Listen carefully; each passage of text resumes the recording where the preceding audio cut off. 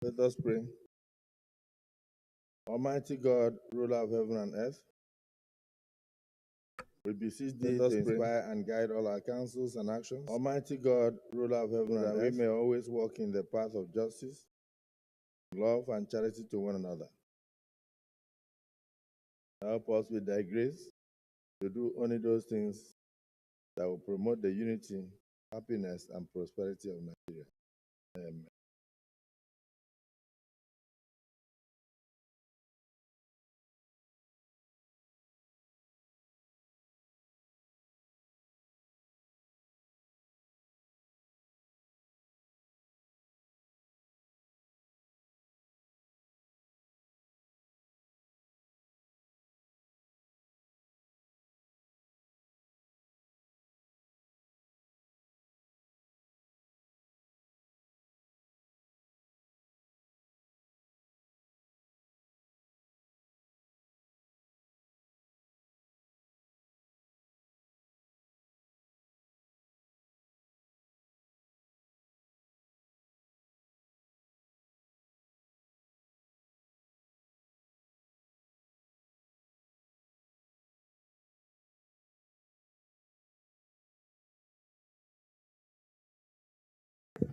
Distinguished colleagues, let us quickly examine the votes and proceedings of Thursday, the 12th day of December 2024.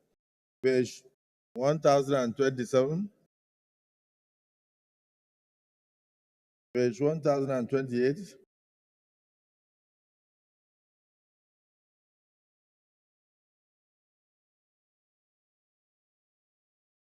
page 1029,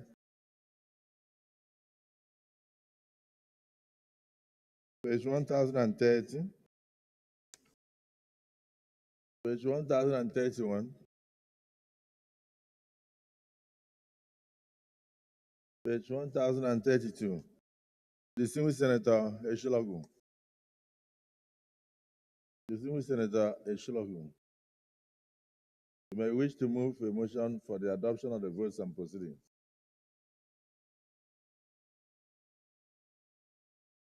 The Senate President, sir, distinguished colleague, Senator Wasil Sonny Eshinlokun, representing Lagos Central, I hereby stand to move for the adoption of the votes and proceedings of Thursday, December 12, 2024. I so move, sir. Distinguished Senator Gadaga. Mr. President, distinguished colleagues, Senator Benson Sonda Gadaga is my name. I represent the good people of Bayelsa East Senatorial District.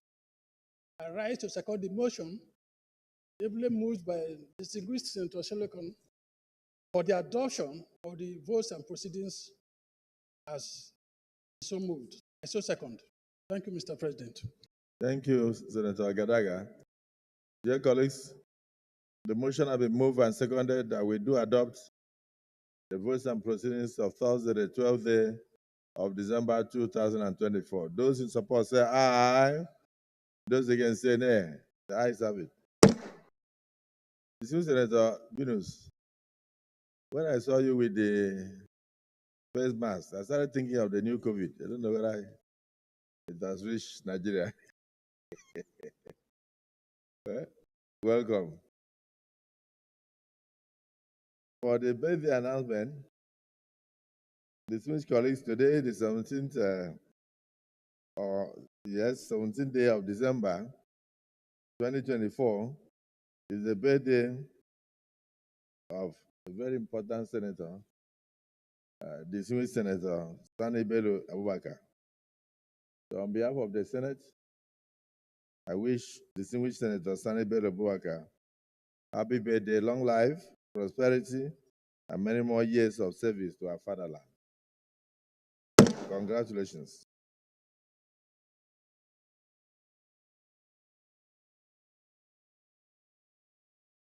Any petitions? Yes, petition. Yes, Sani Musa. Thank you, Mr. President. My name is Mohammed Sani Musa, representing Niger East Senatorial District.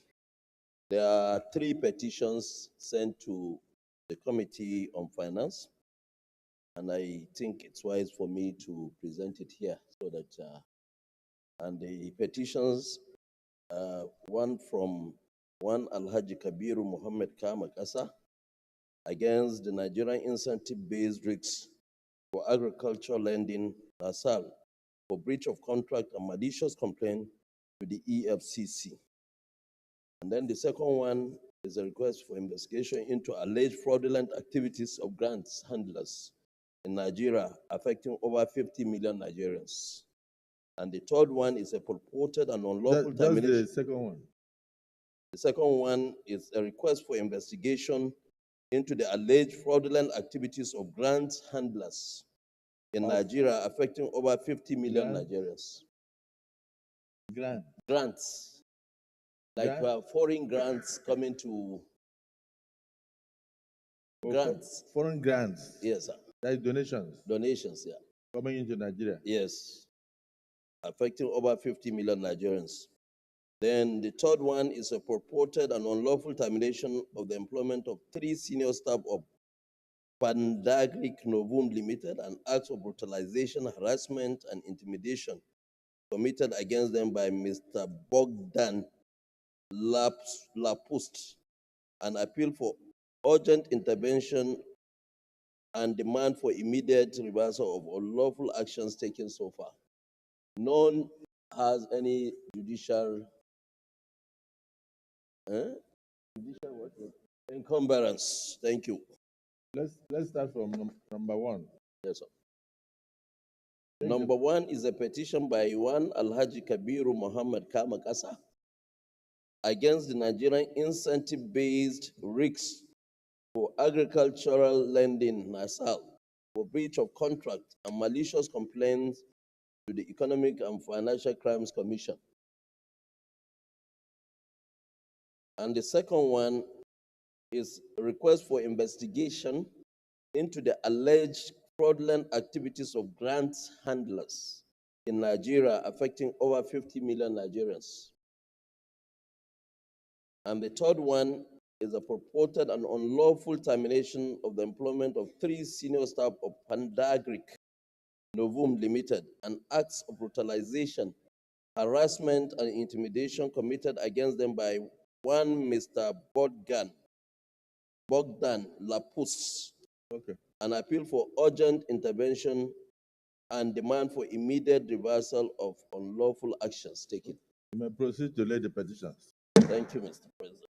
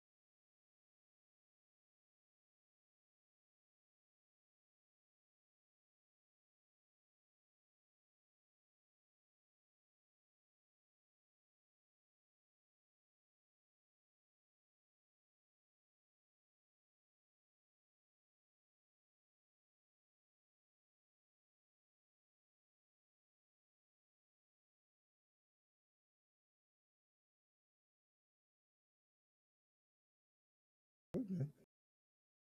Well, the 3 petitions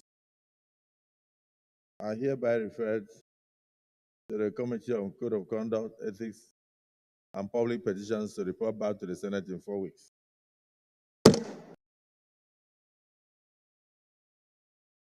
Yes. Thank you, Mr. President. I'm Senator Anthony Siakoyaro, representing the good people of South. So just, Senator Anthony Yaro. Anthony Yaro, just before you do that, is there any further petition? Okay, you may proceed. Thank you. I come under order 4151, sir, if I may have leave to read. 41. The matter of discussion shall, if possible, be referred to the President of the Senate before commencement of the day's sitting, and the President of the Senate shall refuse to allow the claim unless he is satisfied that the matter is definite and urgent. If the claim is allowed by the President of the Senate and leave of Senate is given by at least 1/5 of all senators, the matter shall stand over till the next day of legislature. A senator moving a motion under Combined Orders 4151 shall ensure that copies of the motion are available for all senators when approval of the motion is given. Copies are available, sir. Not more than one of such motion may be made at a sitting. 51. A senator shall not read his speech, save if he is moving a motion or presenting a bill. A senator may, however, read short extracts from the books or papers in support of his argument and may refresh his memory by reference to notes. A senator is allowed to read his speech during debates on appropriation bill. A senator must confine his observations to the subjects under discussion and any not introduced matter irrelevant thereto. Reference shall not be made to any matter on which a judicial decision is pending in such a way as might, in the opinion of the President of the Senate, prejudice the interests of the parties thereto. It shall be out of order to attempt to reconsider any specific question upon which the Senate has come to a conclusion during the current session, except upon the substantive motion for rescission. Okay. It shall be out of order to use offensive and offensive language. Yes, so Yes, sir. proceed. Um, Give us an idea. Yes, an idea is last week, part of my constituency were under attack by herdsmen, and they ran over about 7 villages, burned down completely, Mr. President. And they killed an scores of people, foodstuff, livestock, and other valuable economic resources have been crippled down, burned down completely in really the local government of my constituency. The distinguished senator had met me earlier.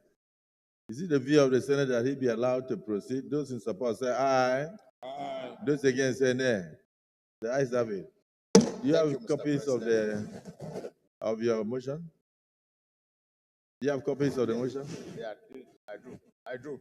Okay, so proceed to move the Thank motion. The Senate, cognizant of the fact sections 33 and 41 of the Constitution of the Federal Republic of Nigeria, 1999, as amended, provide that every person has the right to life and no one shall intentionally be deprived of his or her life. Also note that Section 41 of the Constitution of the Federal Republic of Nigeria, 1999, as amended, provides that every citizen of Nigeria is entitled to move freely throughout Nigeria and to reside in any part therein. The Senate alarmed that suspected herders armed with dangerous weapons during the late hours of Wednesday to early hours of Thursday, 11 December 2024, invaded communities of Sansani, Kalindi, Powishi, Laushi, Daji, villages, Kalme district in Biliri local government senatorial district of Gombe South, on motorbikes, attacked and killed several residents, including a cleric, and also burned down residential houses, large foodstuffs, livestock, and many scores were displaced. Worried that such a development is threatening the peace and security in the area and neighboring states, such as Taraba, Bauchi, Adama state, and had negatively impacted food sufficiency and major economic activities. Aware that the primary duty and obligation of government is to ensure the protection of lives and properties in every Nigerian. The Senate resolved, therefore, to observe 1 minute silence in honor of the deceased constituents. 2, urge the Inspector General of Police, Chief of Army Staff, and the Director General of DSS to investigate, arrest, and prosecute these criminal gangs to serve as a deterrent for the future. Also, urge the IGP of Police and Chief of Army Staff to urgently establish police and military joint task force in Plenary local government area to put a stop of these incessant killings. Urge the Ministry of Humanitarian Affairs, National Emergency, and Northeast Development Commission to provide relief materials to the victims to cushion the effects of these unwarranted attacks. And mandate the Senate Committees on Legislative Compliance,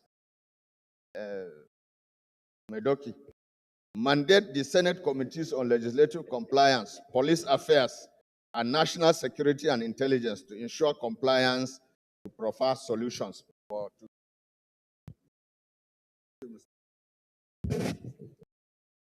Thank you, Mr. President. Distinguished Senator Nengi. Mr. President, my name is Senator Abdul Ningi, and I represent Bauchi Central of Bauchi State. Mr. President, let me join Senator Tony in also commiserating and paying condolences to those who lost their dear lives. Mr. President, Sansani, Kalendi, Fawashi are all familiar villages to me. You recall that Gombe was part of Bauchi State, and this territorial district is particularly known to me because I have a relationship that dates back to 40 years. And therefore, when I see these things, I remember the good old days during Christmas, around periods like this, that we traverse for a week before Christmas between Gombe, Kansani, Pawashi, Plenary, Kaltungo, and all those areas. We spend like very good 1 week transversing to commemorate the Christmas period of every given year. And it's this kind of sweet memories still linger in some of our minds. And that the signal that this marauder sent is that people should not enjoy their Christmas. But Mr. President, I don't know how many times as Parliament are we going to be discussing these issues which has become a tradition. Month in, month out, we bring some of these things to the notice of the Nigerian authority. But by and large, I think we need to go beyond these issues and try to take a stock, a holistic stock, Mr. President, especially at this December period, and try to come up with ideas as to why the persistence from one state to the other, especially within the northern Nigeria and some part of eastern and southern Nigeria around this period of time. These problems are becoming pervasive, and the non-state actors are gaining ground to make signals that all is not well, and probably we are not in control. I think this chamber must raise to expectation, Mr. President, and do the needful. I believe this motion is apt, is timely, but I do not think we must keep on doing what we are doing I'm bringing in same arguments without resolving change. Lastly, Mr. President, I'm concerned.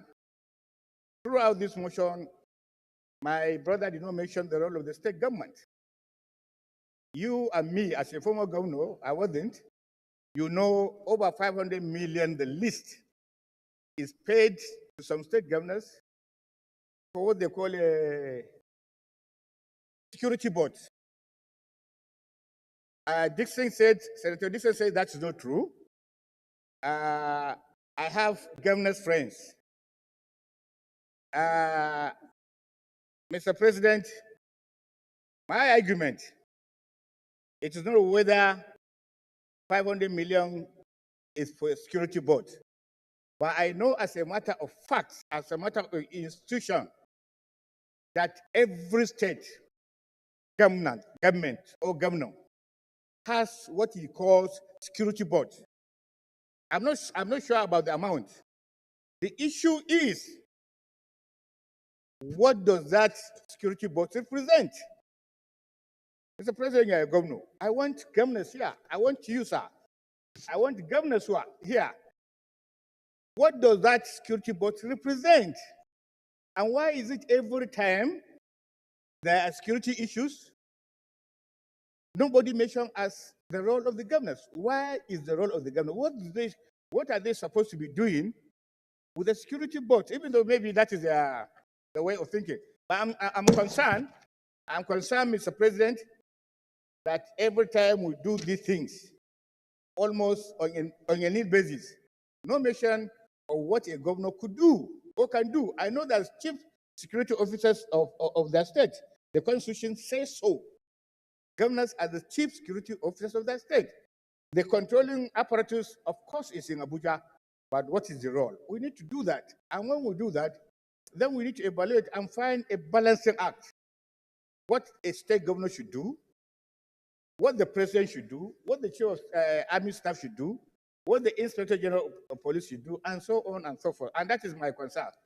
But this is a beautiful motion, and we'll commensurate with them, Mr. President. Thank you. Well, I won't proceed to answer you because I'm no longer a governor. But on what the governors are doing with security votes, I think when you will become a governor, you will find out. That's number one. When you become a governor, you will find out what they do with the security votes. That's the first one.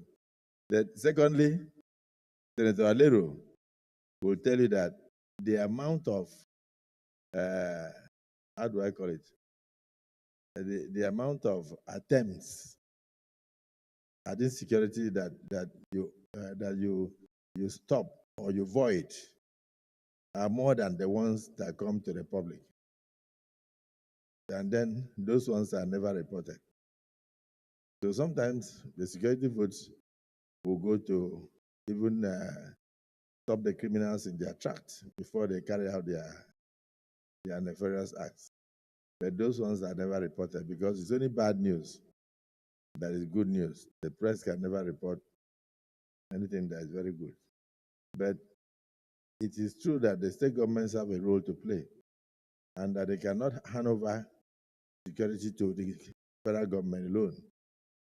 And coincidentally, even the state government, security is everybody's business. If we need to be secured, every Nigerian must be part of maintenance of security, peace and harmony in each part of the federation. So I think it's a good motion. But DSP, before you say anything, Senator Danduse wanted to say what?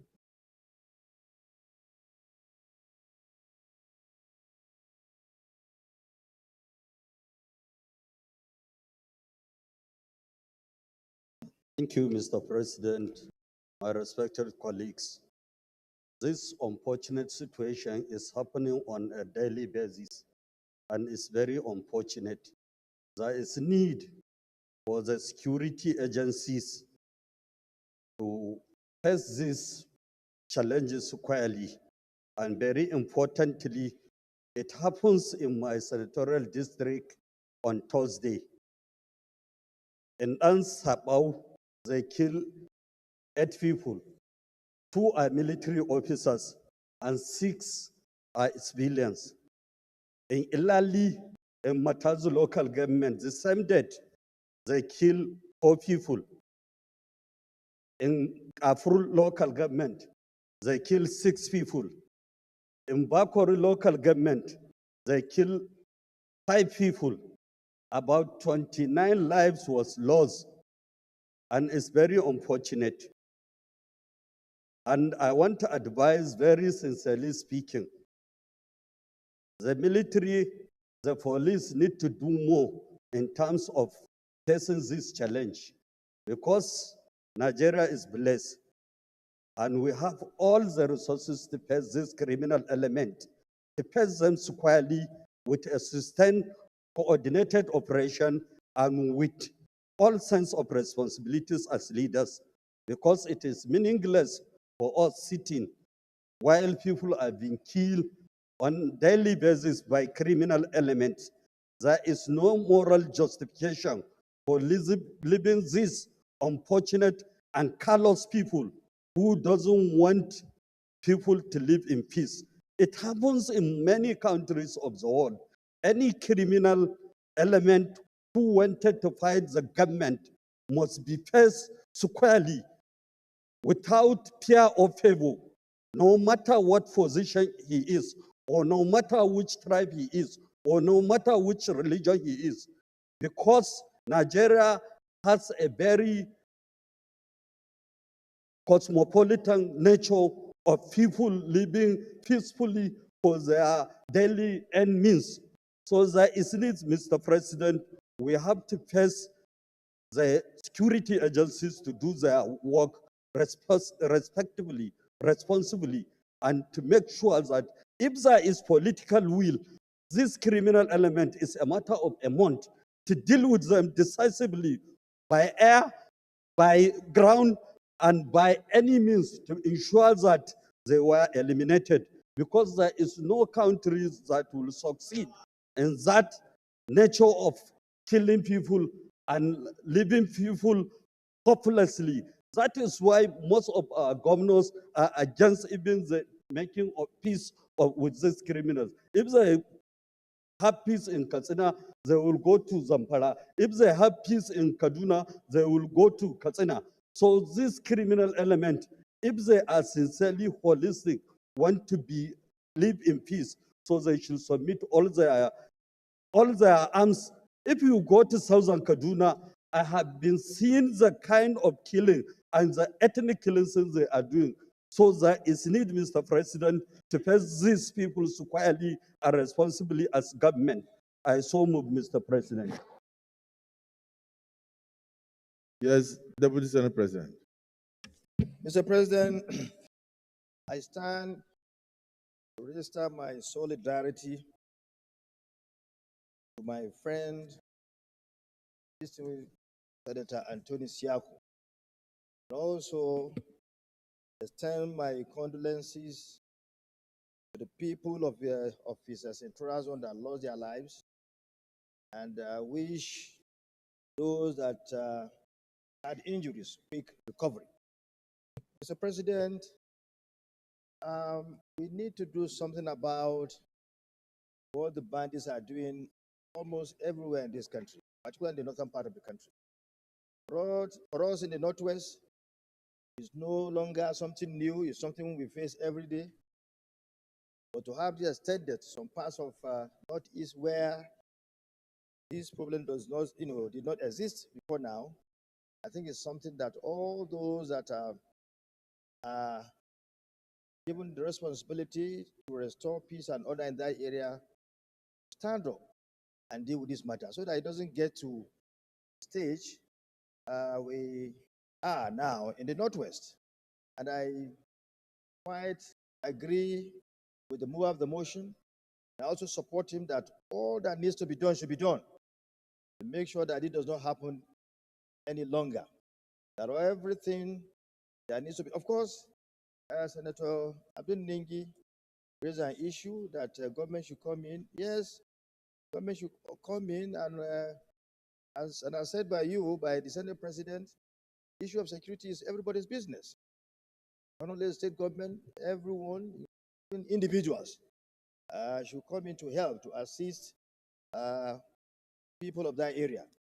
Make sure that it does not happen again, and to extend every assistance possible to those affected by the nefarious act of these bandits. We shouldn't allow them to remain alone. We should stand by them. They need our support at this time. Senator Anthony needs our support. That's why I decided to contribute to this debate. A quiet man who is always up and doing to help his people. So we support you. I'm sure the entire Senate, I urge you, all of you, to support his bid to make sure that succor is brought to bear, to his people, so that they can have some relief. The President has said me. Thank you. Senator Zam.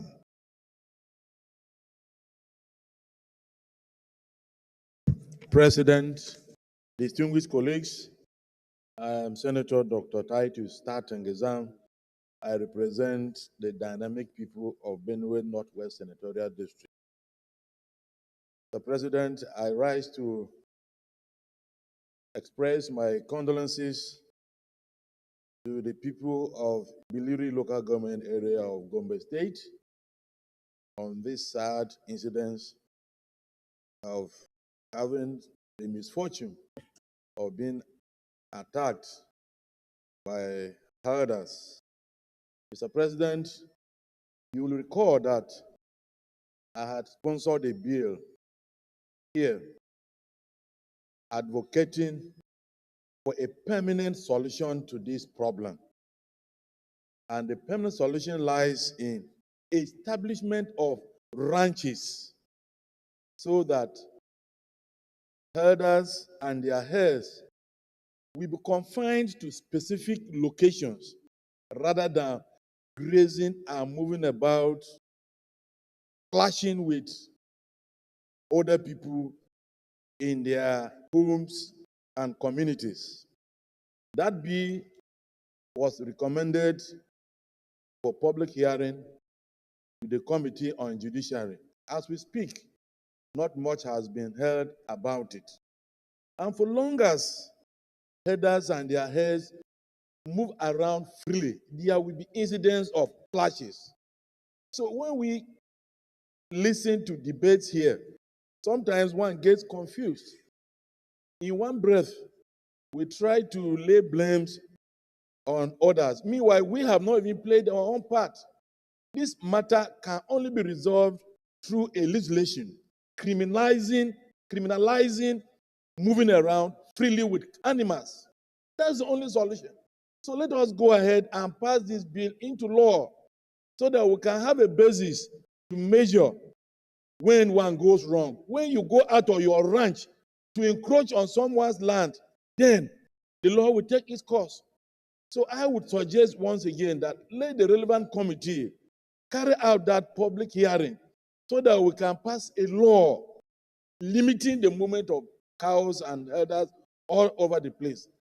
I want to join my colleagues in sympathizing with the people of Gombe State who have lost their loved ones and re-emphasize that let this public hearing be conducted so that we put this matter to rest. Other than that, we will continue to lament and pray for lost souls every now and then.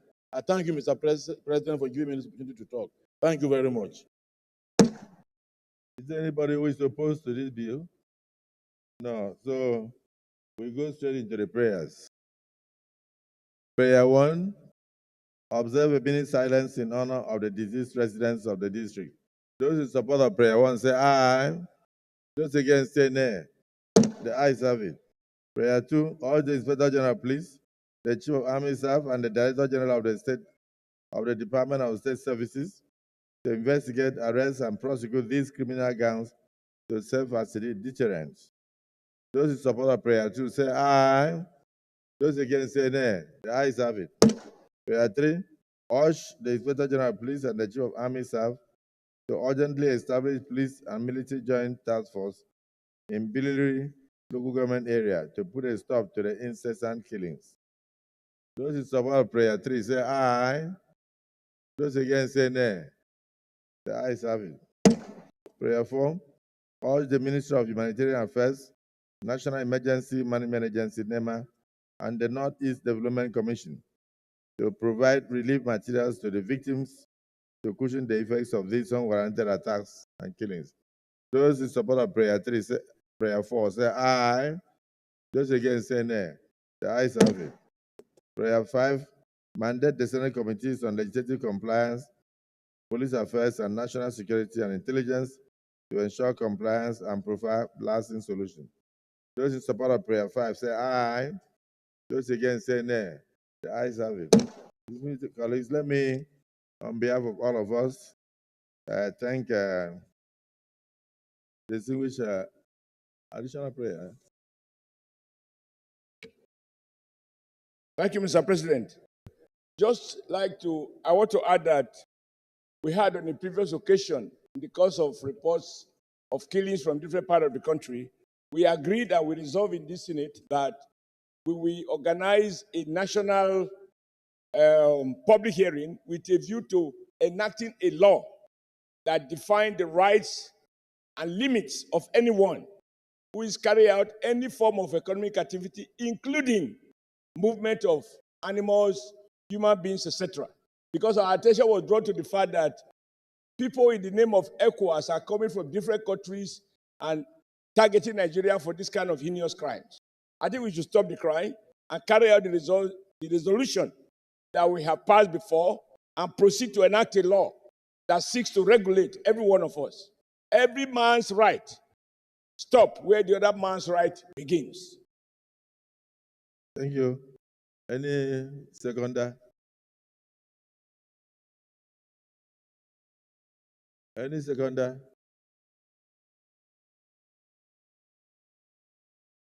Yes, Senator Garba. Sir, my name is Garaba Musa Maidoki, Senator representing Kebbi South Senatorial District. I rise to second the additional prayer ably moved by His Excellency Senator Adams Ashimole. That I so second. that Thank you. that no. Repeat the additional prayer. That laws should be passed for the ranching and so that Mr. Adam Ashimole, am I wrong, right? I saw second. No, Thank no, you, sir. no, don't Senator Garba, because you are the chairman of legislative compliance, and I've been getting reports from ministries and MDAs that they are doing very well.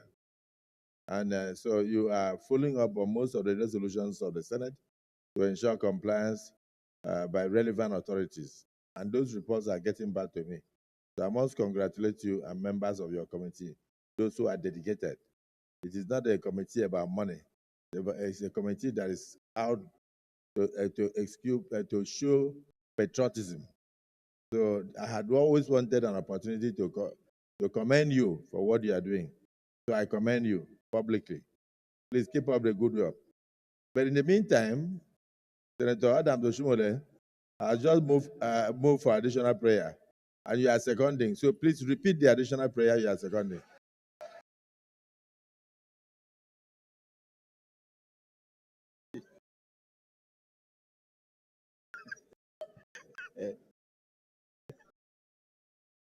According to the rules of this chamber, I so second and have seconded. Thank you, sir. Distinguished colleagues, an additional prayer has been moved and so seconded. Those in support of the additional prayer have moved and seconded. Say aye. Those against say nay. The ayes have it. So the clerk of the Senate send a piece of paper to Senator Adam Doshimole to write the additional prayer for our record. Yes, Senator Dixon. Thank you, Mr. President, and my dear distinguished colleagues. My additional prayer is similar to what Senator Shomole talked about in terms of regulating and penalizing. But mine is slightly different because animal husbandry is a legitimate business. No, Yes. just give us additional prayer, not Yes. lecture. My additional prayer is that maybe we should use the opportunity of this motion, because we deal with this every time. After now, more will come. We don't pray for it, but that's the reality. Whether we should use this opportunity to mandate, while waiting for the bill sponsored by distinguished Senator Zam, we mandate the committees on national security and agriculture, especially now that the president has established a ministry to deal with livestock issues.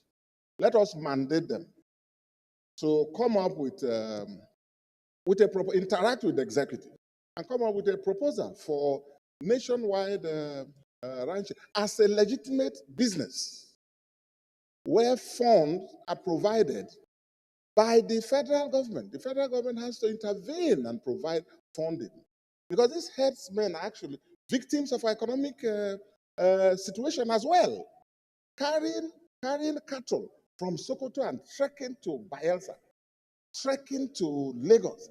These are with no opportunity So for the education. additional prayer Yes, so my is that we additional should prayer, mandate the Senate committees on national security and the Senate committee on agriculture, yeah, to interface with the executive arm, the Ministry of Agriculture and the newly established Ministry of Livestock, and come with a proposal for us so that we can look at it. Yes, with a view to the establishment of ranches, modern ranches that are commercially viable,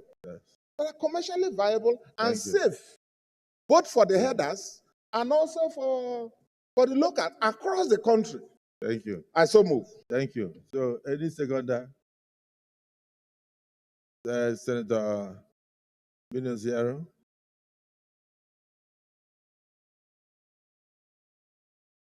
Thank you, Your Excellency, Benosiaro, Adamawa South. I rise to second the additional prayer as ably moved by His Excellency, Senator Dixon. I so second. Distinguished colleagues, an additional prayer has been moved by distinguished Senator Dixon and seconded by distinguished Senator Binosiaro. Those in support of the additional prayer say aye. Those against say nay. The ayes have it. Let me, yes, distinguished Senator, the Chief Whip of the Senate. Distinguished senators, distinguished President of the Senate, my name is Mohamed Tahir Moguno. I represent Borno North. I want to amend the prayer amendment made by Senator Dixon. His No, prayer, it's been approved. huh? The prayer has been approved. Do you have any It has been approved. That's why I want to equally amend it. It's gone. It's gone. Which section of the rule? Huh? Which section of the rule are you amending an approved prayer? Well, my observation is to the effect that No, my prayer. Okay, my additional prayer. Chief Whip, Yes, sir. we are on additional prayer. Okay. It soon has been approved and it's gone. Okay, my If you additional want prayer. to reopen what has been approved, you come by way of a written Substantive motion. Outside that, keep by the rule. Okay. So my additional prayer is to the effect that the Committee on Livestock, not Committee on Agriculture, will be involved. Yes. Since we have Committee on Livestock. It's included. It's included. He had mentioned the Committee on Livestock. Committee on Livestock, not Committee on... Oh, you have included it? He included it. Okay. Okay. But any other additional prayer? Okay, let me thank the distinguished colleagues and for the mover of the motion. Each time you bring a motion, you must also put your name. The motion has no name, so if it's going to reflect in our votes and proceedings, there will be no name on it. So as much as possible, like I said, it's a learning curve. So as we proceed, some of these small details will be explained. So I'll urge that Senator Buhari should allow Senator Nweboye to listen to some of these small tips. At any point in time that we bring a motion, our name should be written on it. So that when it is going to reflect in the votes and proceedings, it will show that you were the mover of that motion. Like this one now, nobody knows the mover. You understand? So these small things are things that we must continue to learn as we proceed. Yes, Leader of the Senate.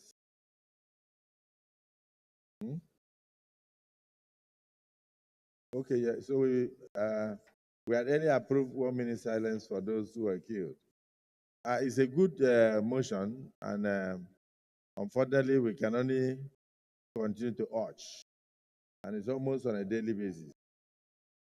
We sympathize with those who have been killed, and we pray that those who were injured and are living will receive succor from the intervention of NEMA and the intervention of the Ministry of Humanitarian Affairs. And collectively, the Senate is saying, may the souls of those who have lost their lives rest in perfect peace. Can we observe 1 minute silence?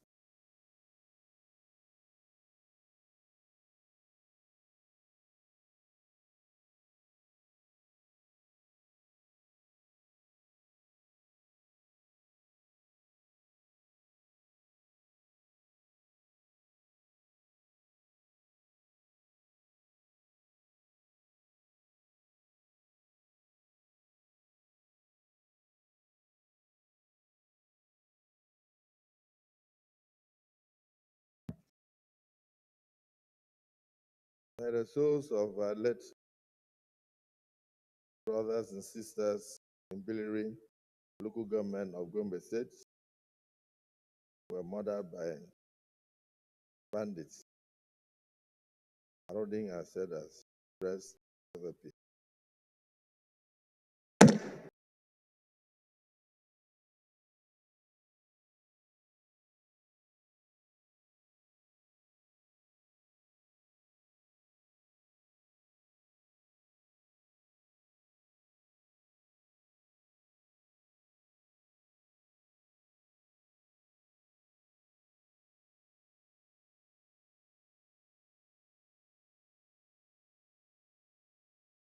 Leader of the Senate.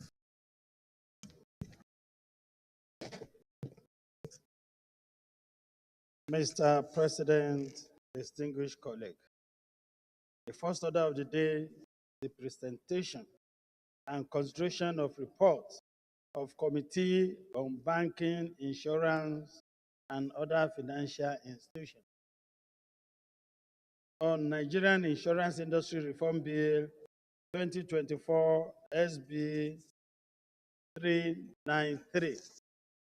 Distinguished senators will recall that the bill was referred to the committee on Thursday, 18 July 2024. Mr. President, you may wish to invite Senator Adetokunbo Abiru Kail, Chairman of Committee, to move the motion for the presentation and consideration of the report. Senator Abiru. Thank you, Mr. President, and my distinguished colleagues. My name is Senator Adetokunbo Abiru, and I represent Lagos East Senatorial District. Mr. President and my distinguished colleagues, I rise to move that the Senate do receive and consider the report of the Committee on Banking, Insurance, and other financial institutions on the Nigerian Insurance Industry Reform Bill 2024 SB 393. I so move, Mr. President.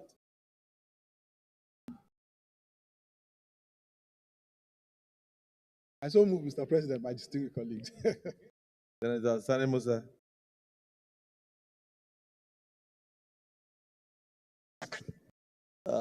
Mr. President, my distinguished colleagues, I stand to second the motion that where is the other paper? that the report of the Committee on Banking, Insurance, and Other Financial Institutions be received and considered. I so second. Oh, it has already been.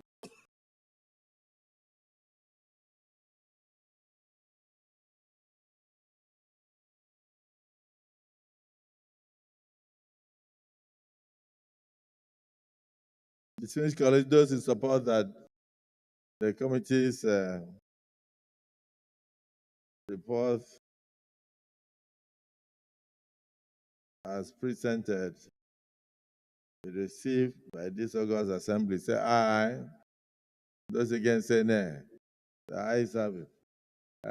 Distinguished Senator Ashu, you may wish, Abiru, you may wish to proceed. What's the difference between Ashiru and Abiru? Both of them sound the same. They sound the same. Okay. Yes, thank you. Okay, what is the deputy leader?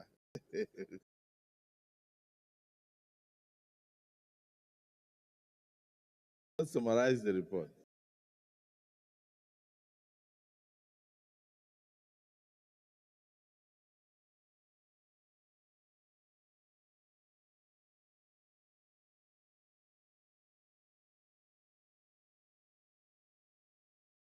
Thank you, Mr. President, and my distinguished colleagues.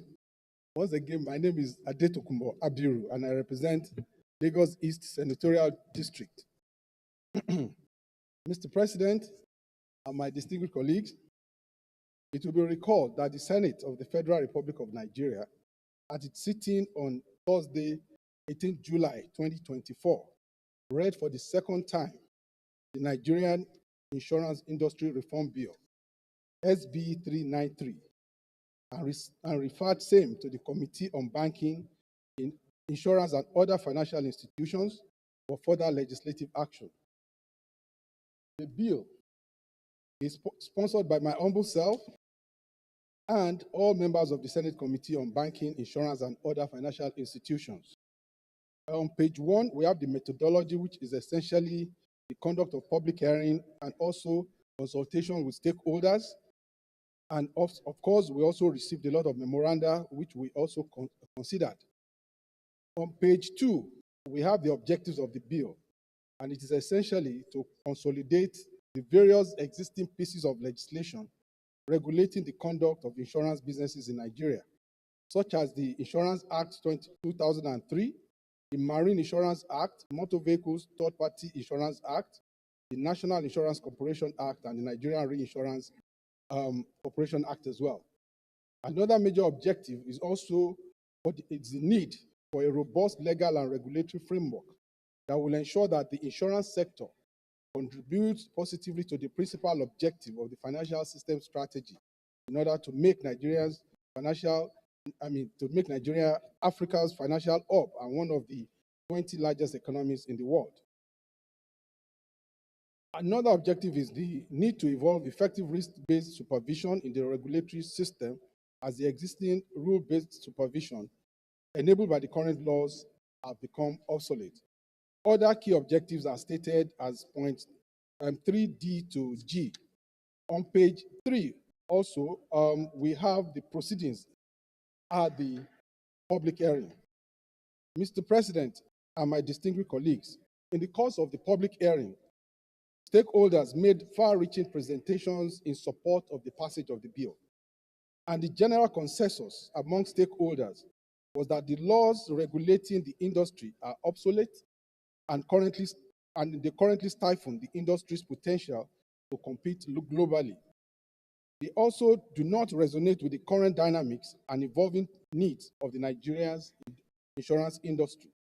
All these legislations have surpassed a 2-decade mark, and they lack provisions that can adequately address contemporary challenges and support growth and innovation within the industry. This legal obsolescence has led to some of the regulatory inefficiencies in the insurance industry, and this has also hampered the industry's ability to successfully compete on a global level. Legislative summary. Mr. President and my distinguished colleagues, it is worthy to to state that after the public hearing, the committee painstakingly analyzed the presentations made at the public hearing by some key stakeholders, and some of the summary will include that. On the whole, the inputs made on the proposed bill as recommended by the committee for the approval of the Senate will go a long way in providing a comprehensive legal framework for the regulation and supervision of all manner of insurance businesses in Nigeria in order to ensure that the industry is able to successfully compete on a global level and also improve international competitiveness of Nigeria's insurance industry. Recommendation on page 5. The Senate Committee on Banking, Insurance, and Other Financial Institutions, to which this bill was referred, having favorably considered same which reflect the majority of the memoranda and submissions received from stakeholders and the general public during the public hearing and which are in the attached report, now recommends that the Senate do consider and pass the Nigerian Industry Reform Bill 2024 SB 393. I so move, Mr. President and my distinguished colleagues. Thank you very much.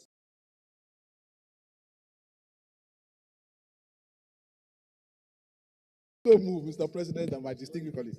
Thank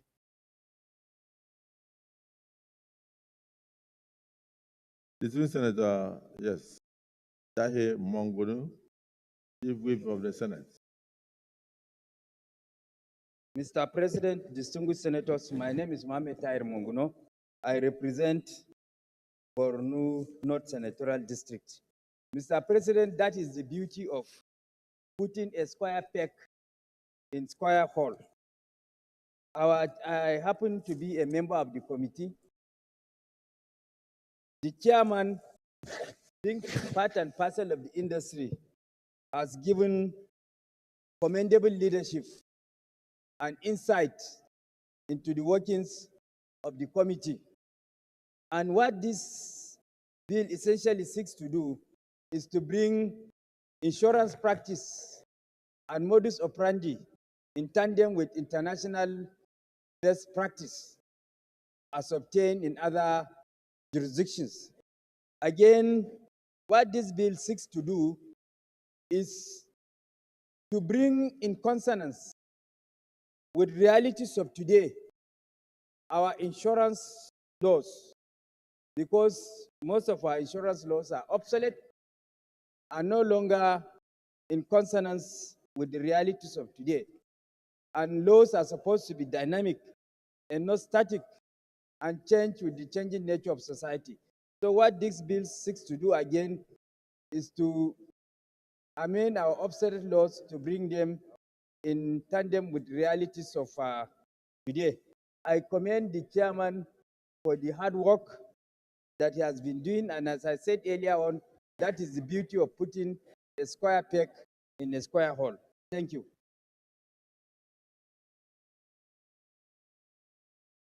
Okay. I thank all of us for the contributions of members. Yes, the leader of the Senate, you may wish to move that we resolve into committee of the whole for clause by clause consideration.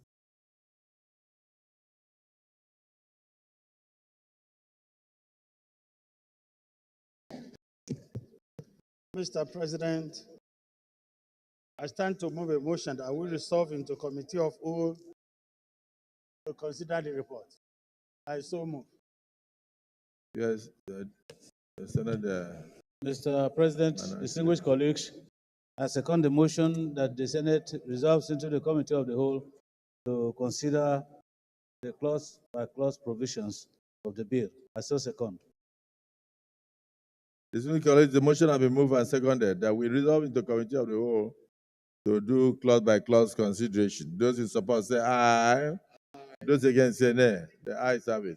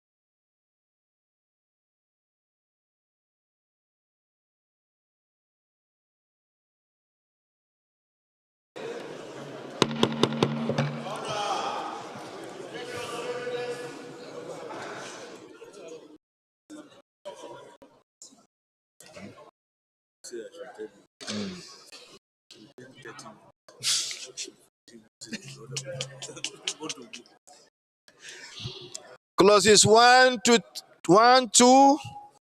Those in favor that they should stand part of the bill, please say aye. Those against say nay. The ayes have it. Clauses 2, 3, 4, 5, 6, 7, 8, 9, 10. Those in favor that they should stand part of the bill, please say aye. Those against say nay. The ayes have it. Clauses 10, 11, 12, 13, 14, 15, 16. Those in favor that they should stand part of the bill, please say aye. Those against say nay. The ayes have it. 17, 18, 19, 20, 21, 22, 23, 24, 25. Those in favor that they should stand part of the bill, please say aye.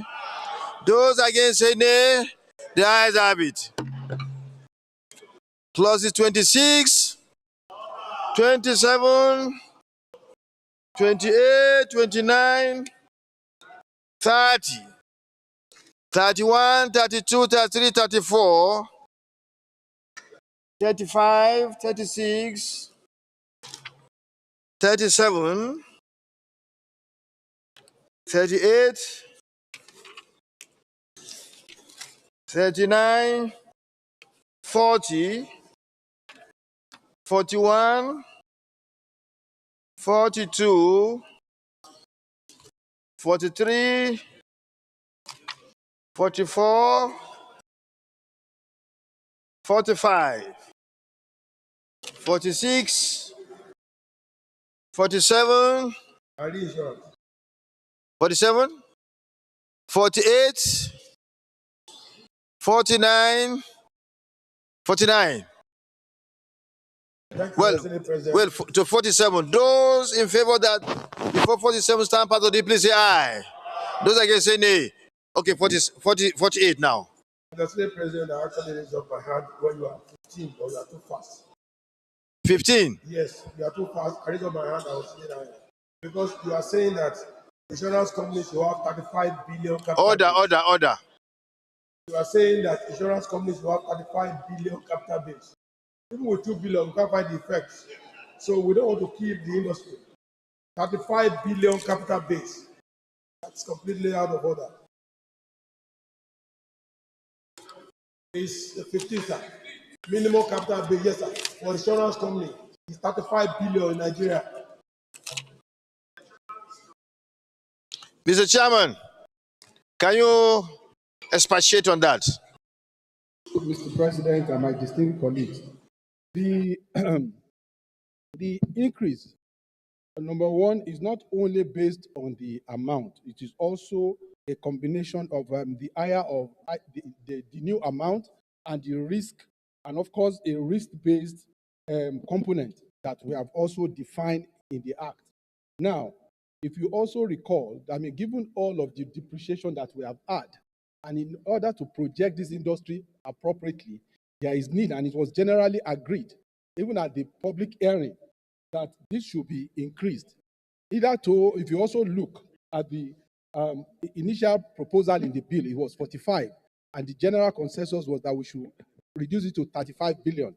So even at this 35 billion, my distinguished colleagues, Mr. President and my distinguished colleagues, by the time you also do the risk-based evaluation, it can possibly be higher. So this is a general consensus. And of course, it was properly debated at the public hearing, and this was what was agreed. Thank you very much, Mr. President. What do you say?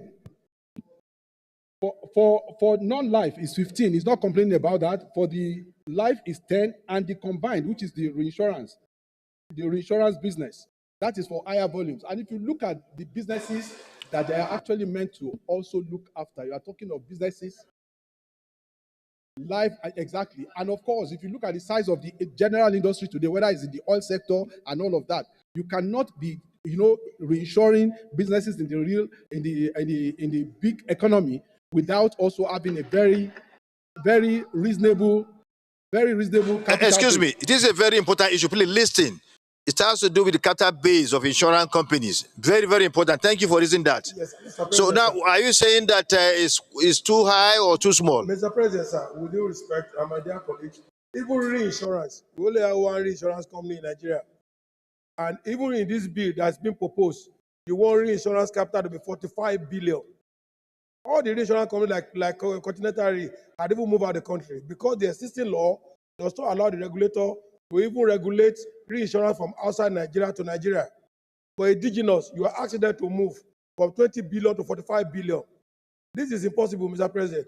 And as a matter of fact, 45 billion for 20 billion, which 20% of it will be cash deposited in central bank forever. Now, I'm looking at the trajectory of What's your proposal now? My proposal is that, honestly, I think we should retain the existing capital base. The reason being that we cannot just wake up one night and say capital base of the insurance company has moved more than 100%. How can you say 45 billion for reinsurance? We have only one. And should that one die, it means Nigerian risk to be reassured in another country. We don't have two reinsurance companies in this country. The other one, Africa Re, is not bound by this law. Africa Re is not bound by this law. And let me correct the chairman of the committee. The public hearing did not specifically, Mr. President, sir. The public, Mr. President, sir. Okay, now. Just a minute, sir, just a conclusion. Okay. The public hearing did not specifically tell the Senate that you should move the capital base to a specific amount of money. It's our discretion. I'm saying this for the interest of our good country.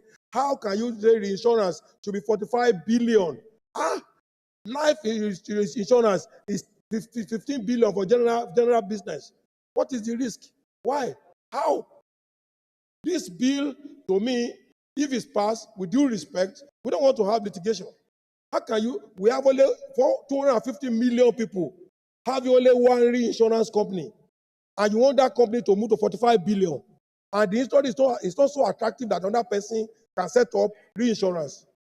Mr. Senate President, I want us to take a pause so that we don't have any litigation. Well, at this stage, Senator Ningi, you know, at this stage, since he has raised an issue, is for him to propose an amendment to it.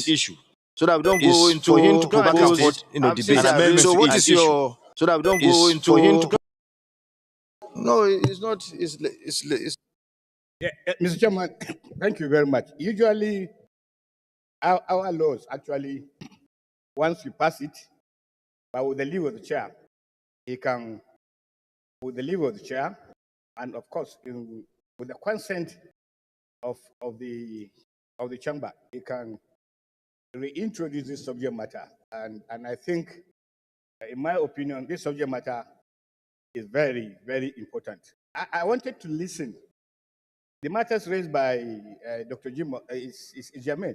I wanted to listen to the chairman behind the reasons of this upliftment of the capital base. Does it tally with the reality of our economy? Does it tally with the aspiration of the people? Or does it tally with the submissions of the practitioners? These are some of the information that will guide this. Because I know, because this is an outcome of a public hearing, some of the submission must have been guided by the public hearing, but not every one of us was at the public hearing. So if we can get the meat of just the reasons behind the raise, I think it will punish the Senate. Senator Yaro. Thank you, Mr. President. Venus Yaro, Adama South. Mr. President, I'm a member of the Committee on Banking, Insurance, and Other Financial Institutions, and I participated fully in the public hearing and also in working the final output of this bill. Mr. President, the reasoning for this level of capital that we are proposing in the bill is because of the economic situation we are in. Banks, for instance, international banks are raising their minimum capital to 500 billion. And we know in other jurisdictions, insurance companies actually own banks. So if we don't have fully capitalized insurance companies, then they will not be able to do the business. And talking about reinsurance companies, yes, we may have only one, Nigerian Re and African Re. Inability to have sufficient capital makes them to reinsure their businesses outside of this country. Thank So you. we need to have Thank you. country Thank you. Thank you. Senator Dixon. Well, thank you, Mr. Chairman. What I wanted to say, I'm a member, first of all, a member of the committee. I know that distinguished Senator Jimo Ibrahim, my very good friend, is an expert, and I don't share the benefits of that expertise. He is a practitioner of insurance business. But I know as a member of the committee that the committee didn't make this recommendation lightly. And if you look at even the developments in the financial space, even the banks, right now, the share capital has been raised up. To have a regional banking license in Nigeria, all banks are mandated to have a share capital of 50 billion for regional banks in this country. National banking license is, I think, about 500, I mean, is it 200 or something? 200 billion. Then international banks, 500 billion. And, you know, I know that banking and this insurance are interrelated. In most climes, Mr. Chairman, and my brother, Senator Jimo, knows that much more, that insurance companies ought to even be bigger. They ought to be bigger than even banks. Thank you, Senator Dixon. Insurance companies actually even own banks because they reinsure banks. Thank you very much. So you made your point. I think that unless there is any, we should go on with this. And if there is a yes, sir, I see. Distinguished senators, we are not supposed to go into debate at this stage, but because of the importance, because of the sensitivity, because of the importance of this issue to our economy, that's why I decided to allow people to ventilate their views on this. But I think the people that spoke, I mean, the distinguished that spoke have spurious argument, particularly because of the devaluation of the naira. The devaluation of the naira, and of course, you know yourself that. I'm also a player. I am into insurance. I know insurance very well. I have insurance firms and I know. So I think it's going to align with the committee's. It's up to the Senate. We'll put it to vote. But the right thing to do is what has been explained by the committee and, of course, those who contributed. And but because even you know that. But you can frame your amendment. Frame your amendment. You are free. The Senate will take decision. Huh? This may end up in court. So, what is your amendment? No. Allow him. Thank you very much, Mr. Senate President, and thank you for being democratic. Even if the amendment doesn't go, it doesn't matter. The important thing is to make sure that it's in record of proceeding so that we can look at the face of the law, interceding with the judiciary, and we'll get a better answer. My amendment is that in view of the fact that subsequent increase in the insurance capital base have been leading to the death of the insurance company in Nigeria, and reflective on the economy, I propose that the existing capital base of Nigeria Insurance Company, which is not even backed up by any law so far, should be retained, rather than going to any seconder? 45 billion. Seconder? Any seconder? No seconder, it fails. Clauses 48, 49, and 50.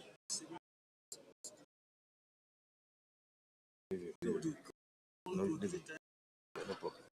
48, 49, 50, 51, 52, 53, 54, 55, 56, 57, 58, 59, 60, clause 61,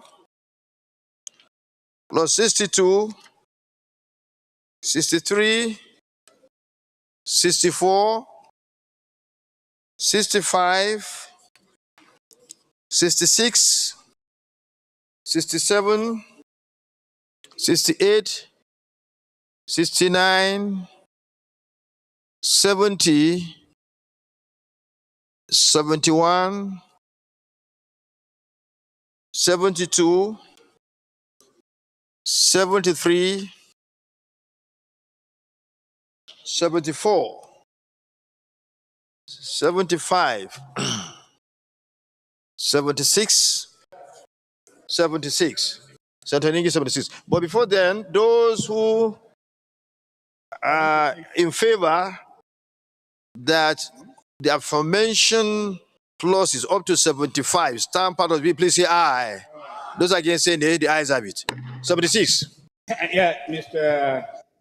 Chairman, I need to have an understanding of 76, clause 3, which reads the right by your right hand.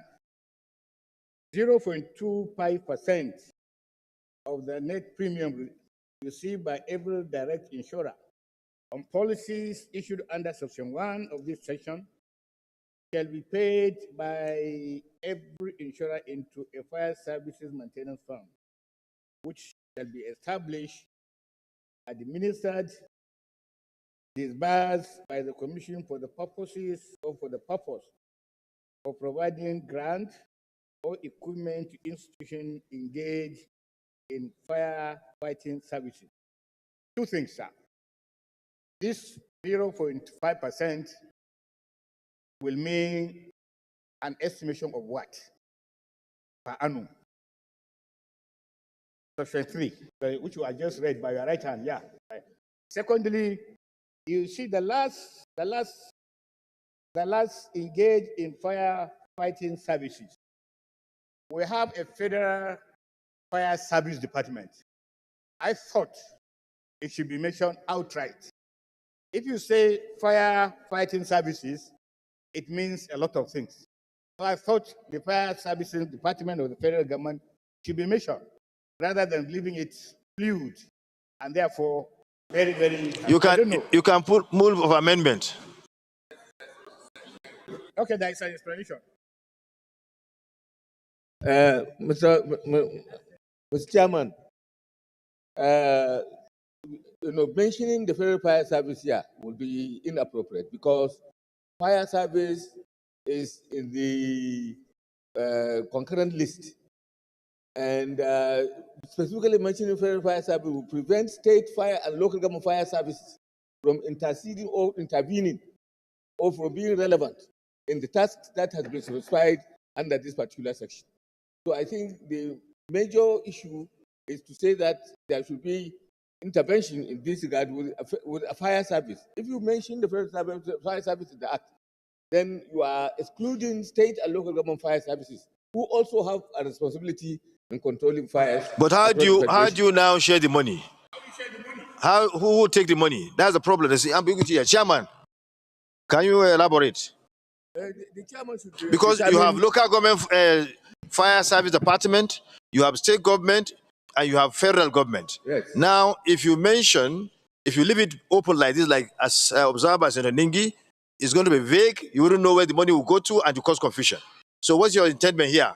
So the intention here, Mr. President and my distinguished colleagues, is that the insurance industry, they already have a regulator, which is NICOM.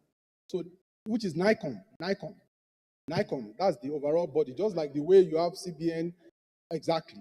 So they keep custody of that fund. And that fund is to also actually support all the infrastructure that is also necessary to support motor vehicle accidents and all of that. That is the essence of the fund. So they are the ones, they are the custodians, and they have a mechanism for managing and monitoring that particular fund. Mr. Chairman, by the time we pass this and it becomes operational, it's going to create problem. NICOM will be guided by what is in the law. And the law is vague because there will be a problem as to who gets the money. So I think we should find the best way to go about this. What I would suggest it, even though the chairman has explained, the NICOM is there as the regulator. But maybe if we say in accordance with or as may be determined by the minister in charge of Interior, because for now, that's the federal ministry.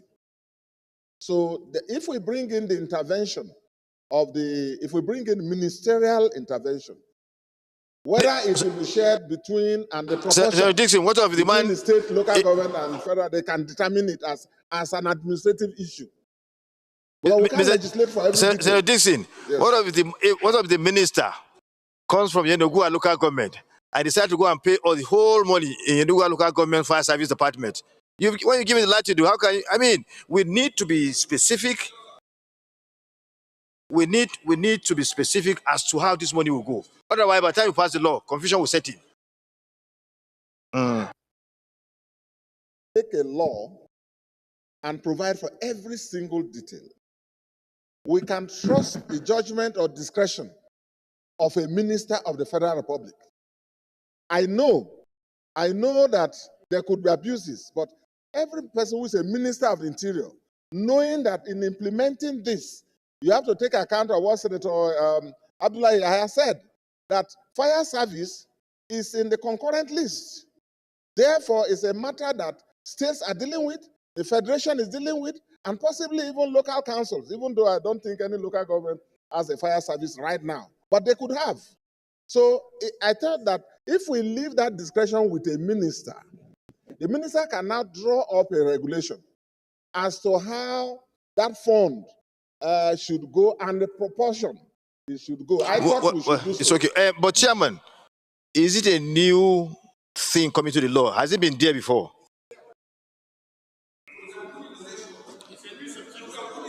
Wait. Is it new? Because you have burdened, this a lot of taxes and costs on revenues of agents, of entities like this. Cause problem. They will lose jobs. They will, and the insurance companies are battling. They are not making profits for now. And when you continue to put all these things on them, it's not going to be good for our labor market. At the end of the day, they'll send people out of something. If it's new, please check if there's a need for it there. Mr. President, number one. Mr. Chairman, I think the best way to approach this issue is a very important matter. Therefore, it's very important for us to clarify it. Right now, I don't know whether the Sugu Center Adams Oshomole is there. Yeah. The Committee of the Interior is trying to amend the Federal Fire Service Act. And that legislation is going to soon come to this chamber.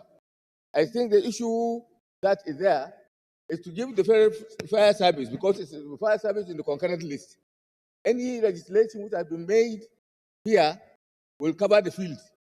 So the major issue now before us is to ensure that the regulatory powers, when we come to do the debate, the regulatory powers of the fire service matter is in that aspect, so that in the process of regulation, what is here now can go as it is really, because it has provided that there is money that is coming before the NICOM, and then we made an amendment to ensure that resources will go to the federal, to the Minister regulating Federal Fire Service, and he should know better how to distribute the funds among all the operators of fire services in the country. Senator Nigi, are you okay? Okay. Clause 76, carried. 77, 78, 79, 80, 81, 82. There is a lacuna there. That section. 81. The committee's recommendation. What clause? 3. What clause? Clause what? 76.3. We are going. Has to be amended to ensure that the commission pays this thing into a fund which is maintained by the minister responsible for fire services of the federation. Is that okay? Amendment. Seconder, please. Seconder. Seconder now. He has moved. Okay, so you second. You second. Senator Dixon has seconded. Those in favor of the amendment raised by Senator Abdullahi Yahya and seconded by Senator Dixon, please say aye. Those against say nay.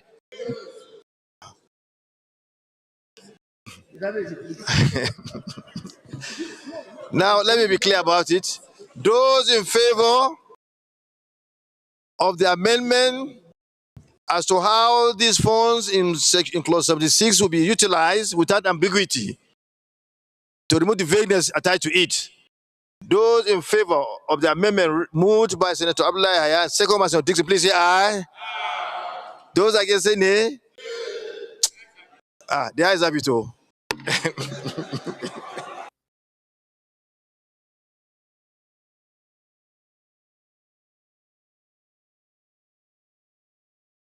Okay, 70. Do I have the floor? Okay, thank you. Mr. Chairman and my dear colleagues. Chairman and my dear colleagues. Chairman and my dear colleagues, I'm sorry I'll be taking us back slightly, but it's not for any bad reason. Well, this is the most important stage of lawmaking, so we need to get it right. In talking about the capital, we didn't make any provision for what should happen in the interim.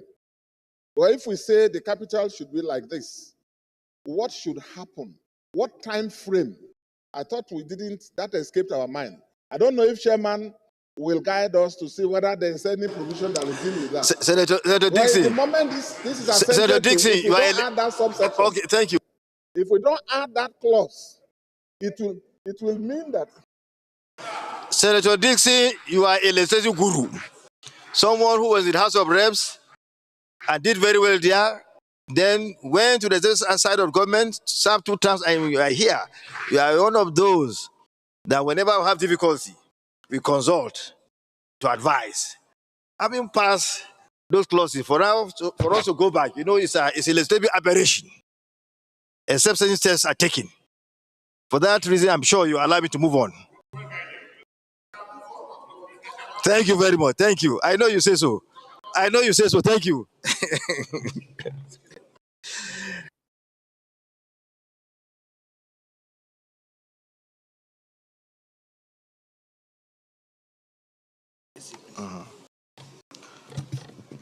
So clause 8, okay, clause from those I mentioned clauses up to 84. Those in favor that they should stand part of the bill, please say aye. Those against say nay, the ayes have it. Clause 84, clause 85, clause 86, clause 87, 88, 89, 90, 91, 92, 93, 94, 95, 96, 97, 98, 99, 100, 101, 102, 103, 104, 105, 106, 107, 108, 109, 110, 111, 112, 113, 114, 115, 116, 117, 118, 119, 120, 121 to 130, 130 to 140, 140 to 150, 150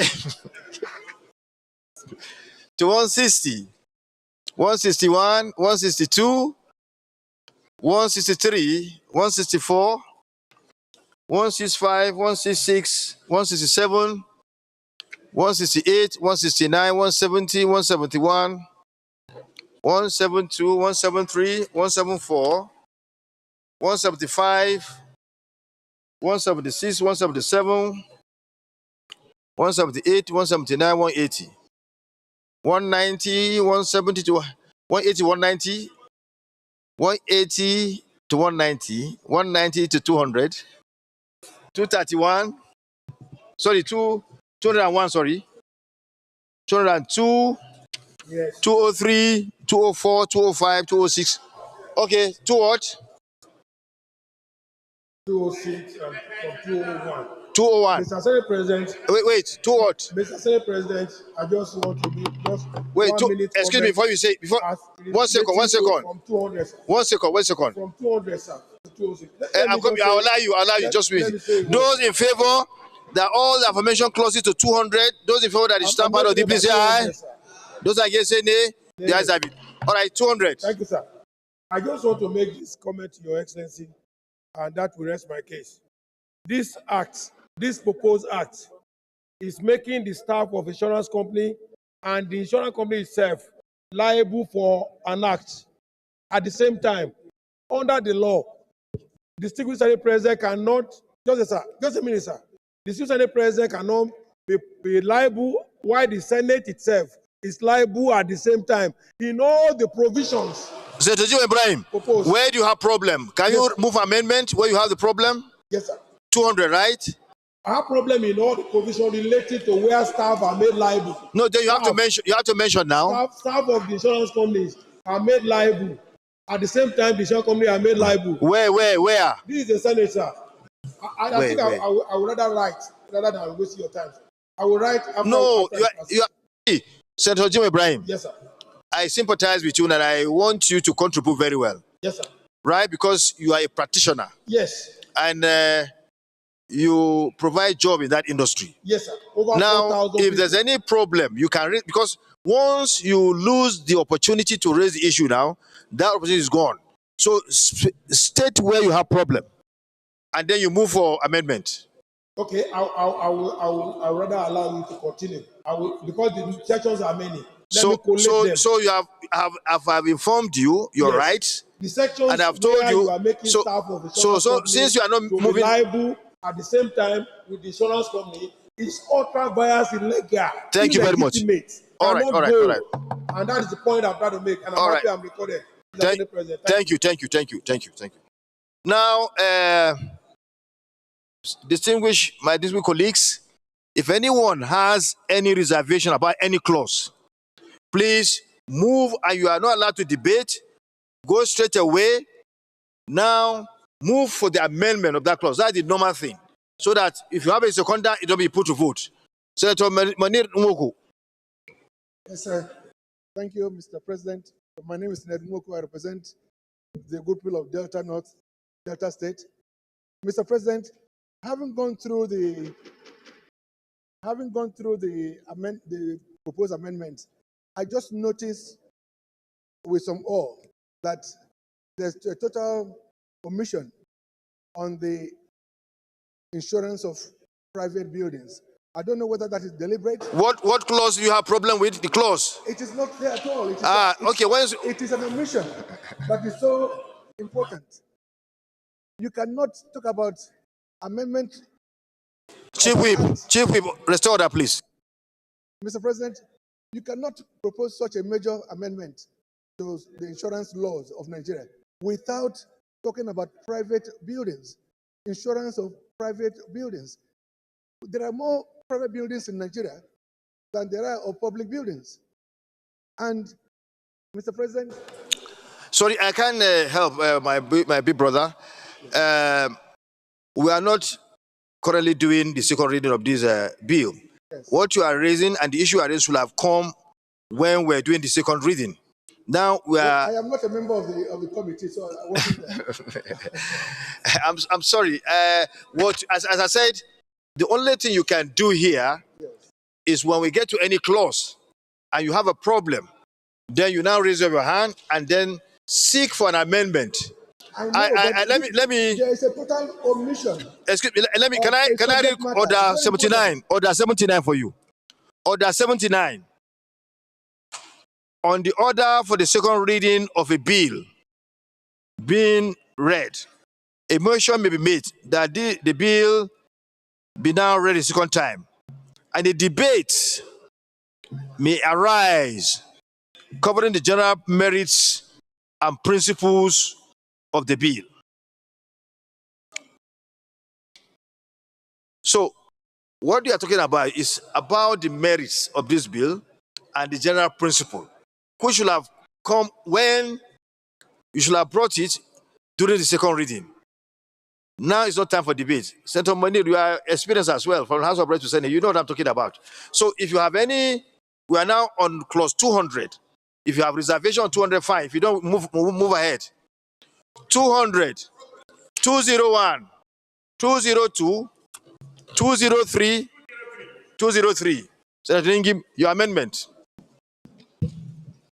Mr. Chairman, 203 Clause 2.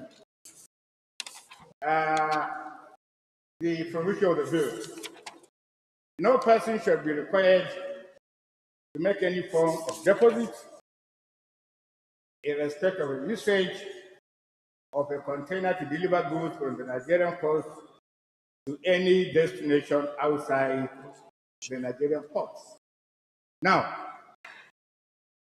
look at the intervention here.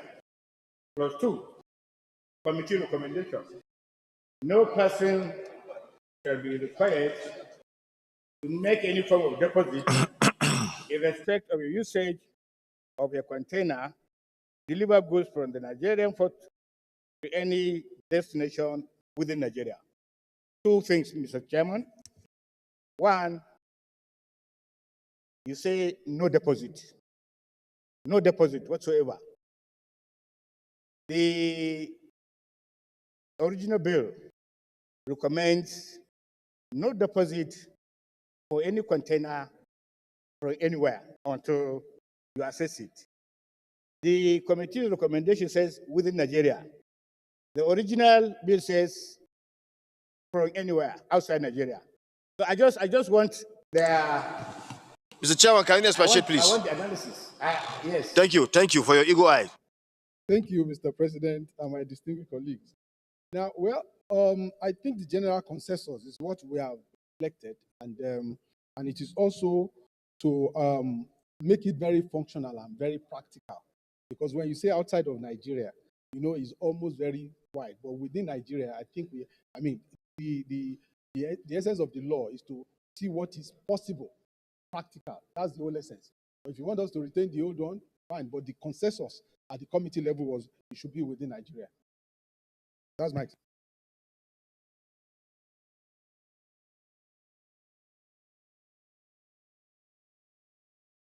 So are you okay with that? Okay. 207 to 210, 211, 212, 213, 214, 215, 216, 217, 218, 219, 220, 221, 222, 223, 224, 225, 226, 227, 228, 229, 230, 231, 232. Those in favor that the aforementioned clauses stand pass of the bill, please say aye. Those against say nay. Nay. Those in favor, please say aye. Those against say nay. Nay. The ayes have it. Interpretation, clause 231, page 218. Those in favor that should stand part of the bill, please say aye. Those against say nay. The ayes have it. Short title, clause 22, page 221. Those in favor that should stand part of the bill, please say aye. Those against say nay. Nay. The ayes have it. Schedules 1 to 2, page 22 to 25. Those in favor that stand part of the bill, please say aye. Those against say nay. The ayes have it. Explanatory memorandum, page 221. Those in favor that stand part of the bill, please say aye. Those against say nay. The ayes have it. The leader of the Senate. Mr. Senate President, I stand to move the motion that Nigerian Insurance Industry Reform Bill 2024 be now read the third time.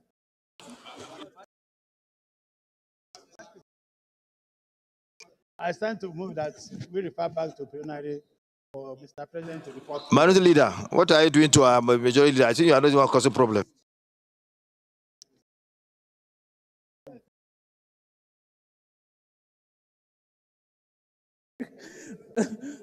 Mr. President, sitting as chair, I second the motion that the Senate reverse to plenary to enable the chair report progress. I so second. Those in favor of the motion moved by the leader and second the minority, please say aye. Minority leader, please say aye. Those against say nay. The ayes have it.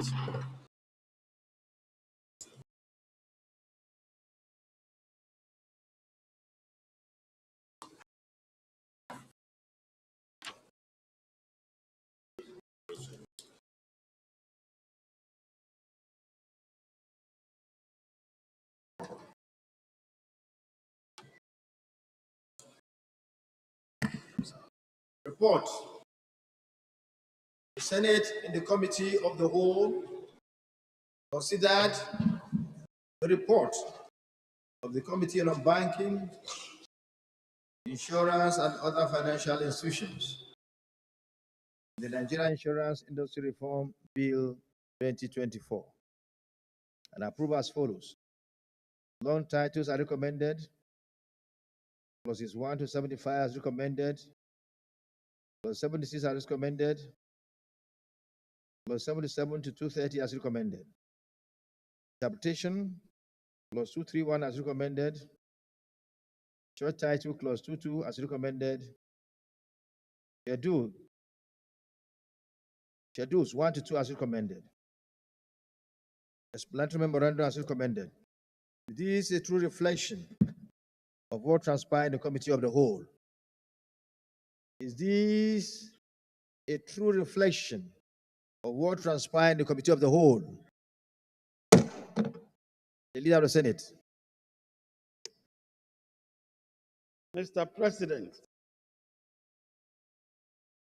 I stand to move a motion that Nigerian Insurance Industry Reform Bill 2024 be now read the third time. Minority Leader.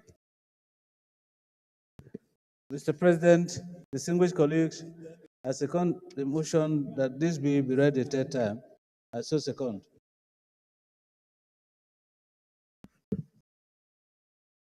The Clerk. Senate.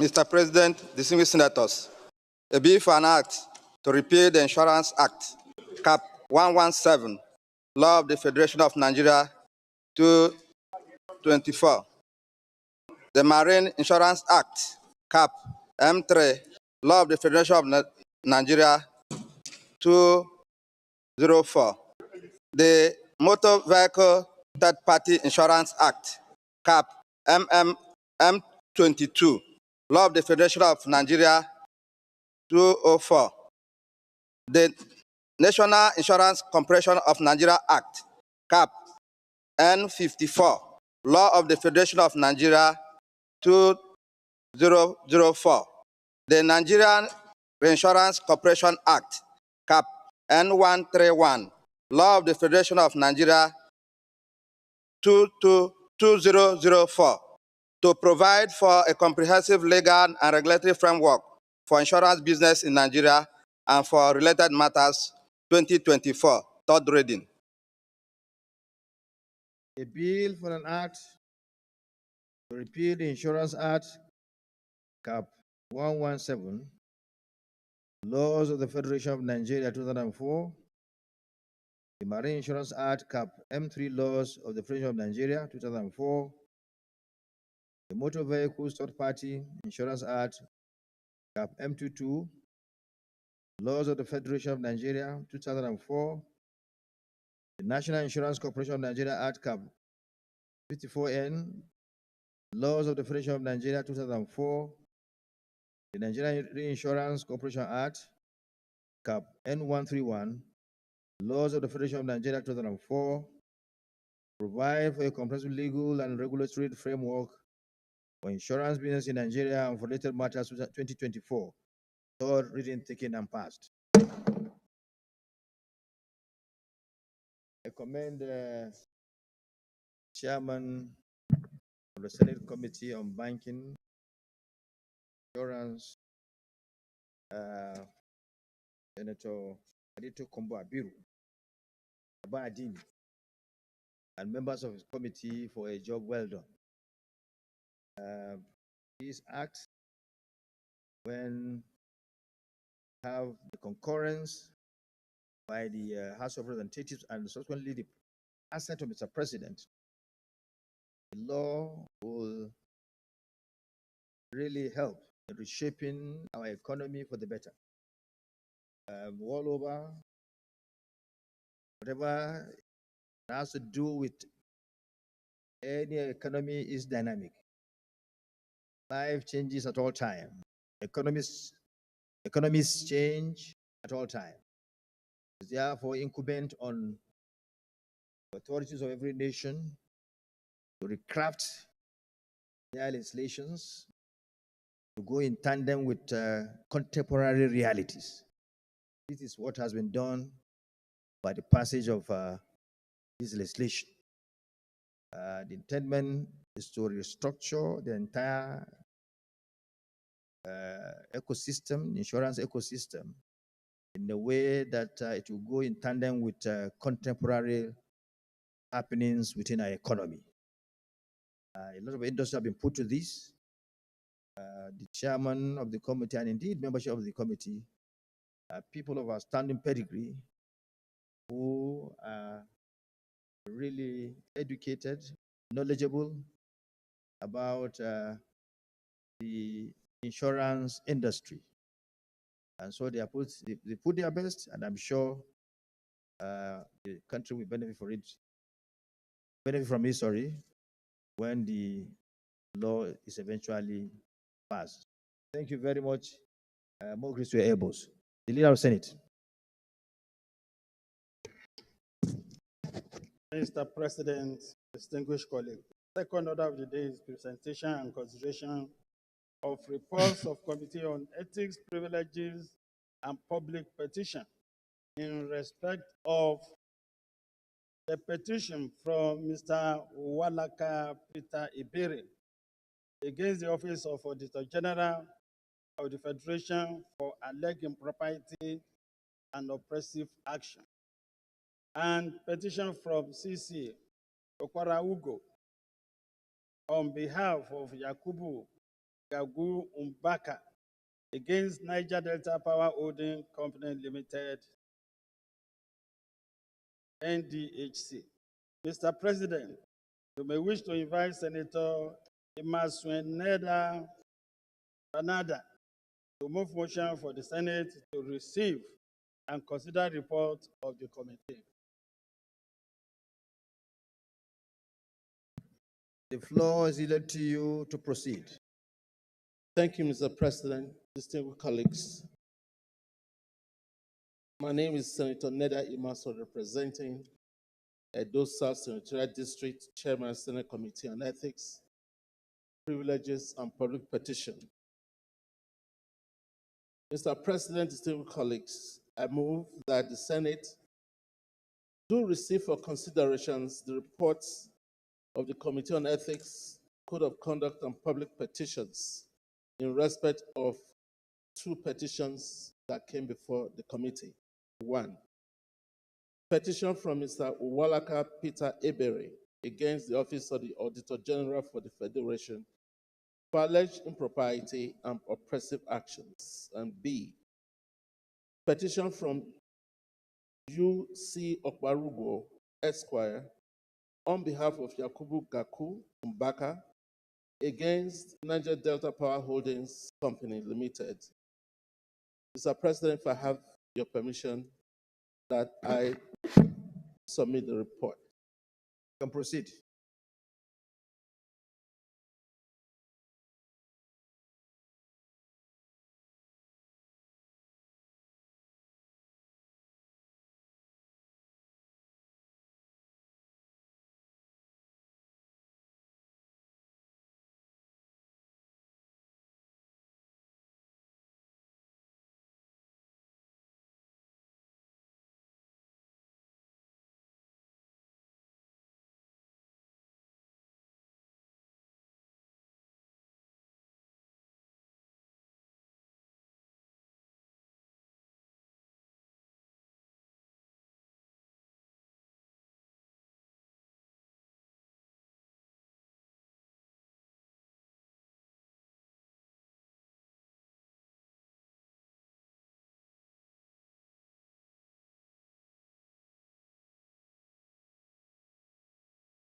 Mr. President, distinguished colleagues,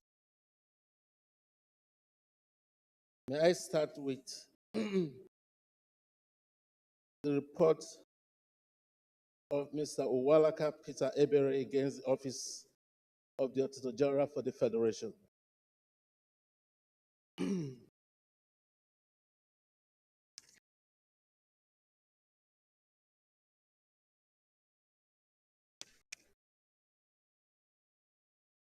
Senate may recall that on Wednesday, 1st November 2021, distinguished Senator Onyewuchi Ezenwa Francis, Imo East, rose on Order 40, standing orders of the Senate 2023 as amended, and drew the attention of the Senate to a petition from one of his constituents, Mr. Uwalaka Peter Ebere, against the office of the Auditor General for the Federation for alleged gross impropriety and oppressive actions.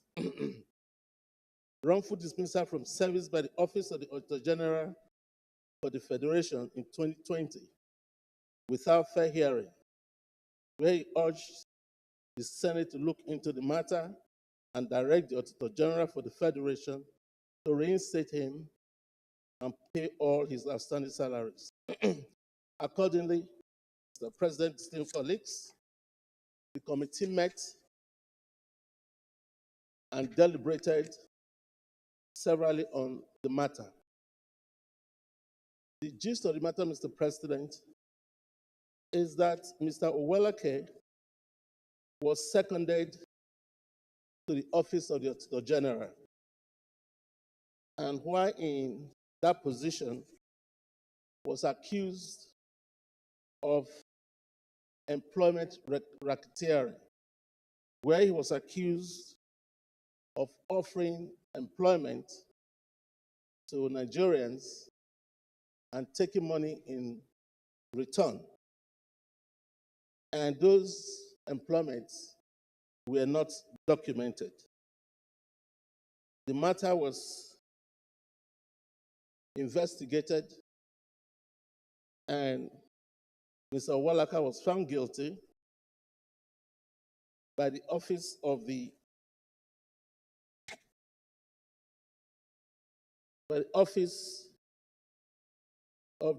Auditor General for fraudulent extortion of money under false pretense of securing employment for job seekers and issuance of fake appointment letters to them. The two parties were invited, the office of the Auditor General and Mr. Uwalaka Peter himself, where in course of the investigation, Mr. Uwalaka, who was confronted by one of his victims, said he admitted accepting 450,000 naira for employment. But he admitted also that he promptly refunded the said amount to the person he extorted. The Federal Civil Service Commission also investigated the matter and found Mr. Uwalaka guilty of the offense. Based on his admission that he collected money from the victims, even though he also admitted that he refunded the money, the committee came to the conclusion that he was guilty as he was charged. Therefore, the committee recommends that the Senate do uphold the dismissal of Mr. Uwalaka Peter Ebere from service to serve as a deterrent to other officers who might contemplate to embark on defrauding and extorting money from innocent job seekers under the guise of securing employment for them. Second recommendation, that the Senate do direct the Office of the Auditor General for the Federation to fish out similar bad eggs like Mr. Uwalaka Peter Ebere in his service and hand them over to law enforcement agents for prosecution. In conclusion, Mr. President, most distinguished colleagues, on behalf of the Senate Committee on Ethics, Code of Conduct and Petition, I appreciate the Senate and my distinguished colleagues for the opportunity to serve. Petition. This petition of a petition from UC of Paraugo, Esquire, on behalf of Yakubu Gaku Mbaka, against Niger Delta Power Holding Company Limited over unlawful termination of his appointment from the services of the company in the year 2018.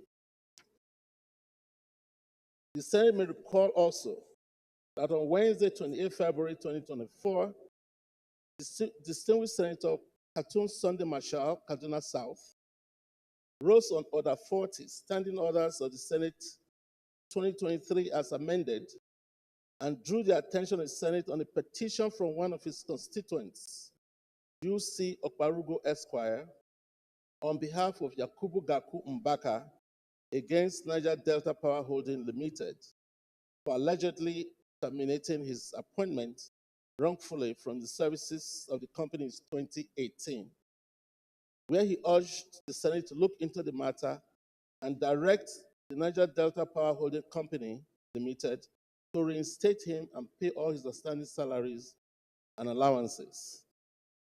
In accordance with order of the Senate, the committee again met and we deliberated on this matter and investigated thoroughly.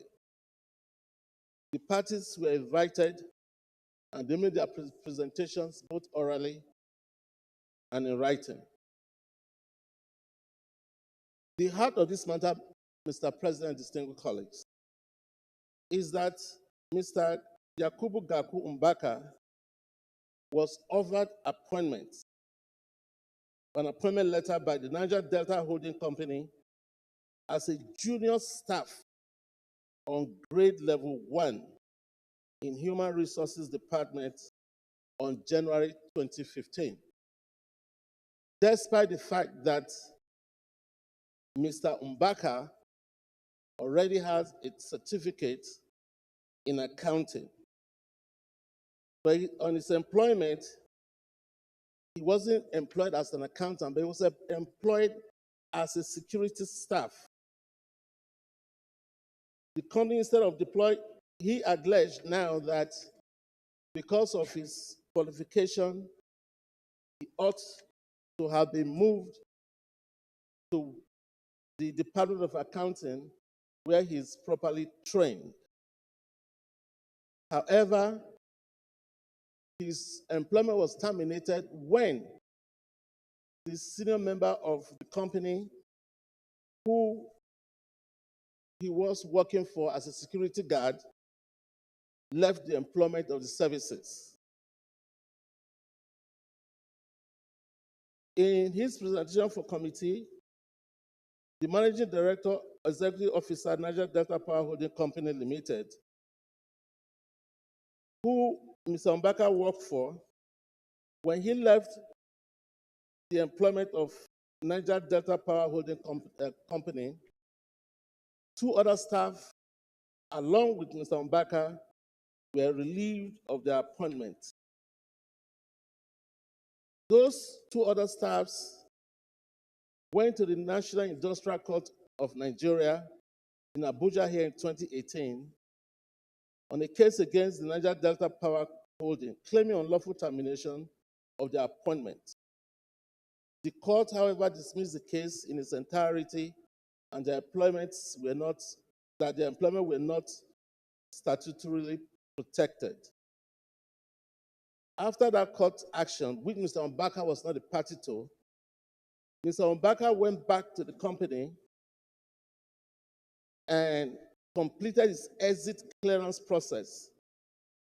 Thereafter, his exit benefit of 1,528,611 was paid to him, and the Niger Delta Power Holding Corporation therefore severed the employment and employee relationship with Mr. Mbaka. Having collected this severance benefit from Niger Power Holding, Mr. Mbaka now petitioned the Senate on the ground that his employment was unlawfully terminated and requested this committee to reinstate him and order that his back payment should be paid to him. The committee's observation after careful studying and upper and oral written representation decided that the petitioner was a domestic staff, security staff of the former managing director of Niger Power Holding Company, but was later given full-time appointment and still retained his role as a security operative in the residence of former MD CEO.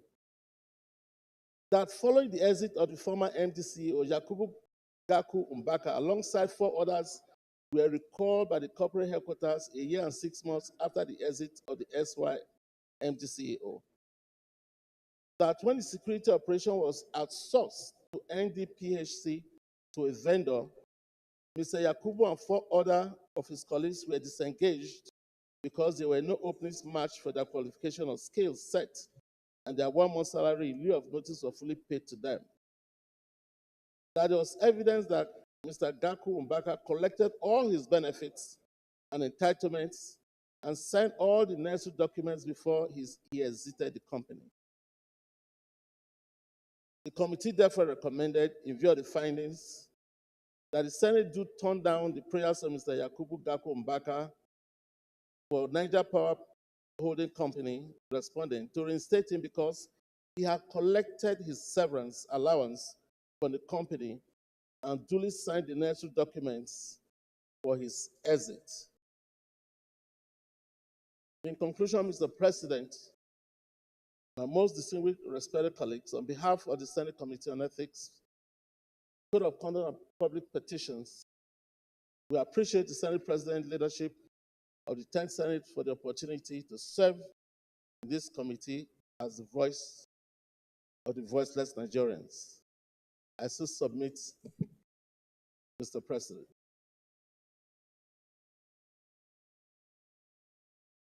Yes.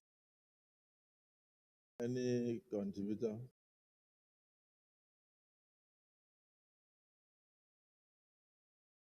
Yes, Senator Ninge. Thank you, Mr. President, for recognizing me. I have listened most attentively to the submission of the chairman ethics committee, and I would like to really commend him. This is a very tasking job, particularly something that has to do with investigation.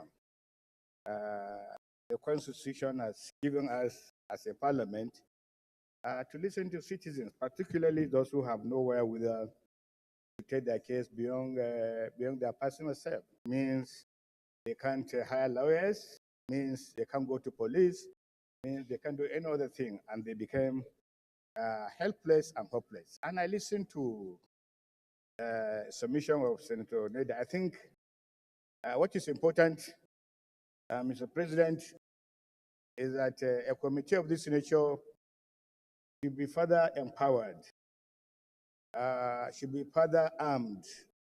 Look at the processes that they have to undertake, the difficulty that they have to travel, bring in data, compare these data, bring in additional information. I think these are some of the lights. These are some of the signals that the parliament sends to the populace that we have their interests at heart.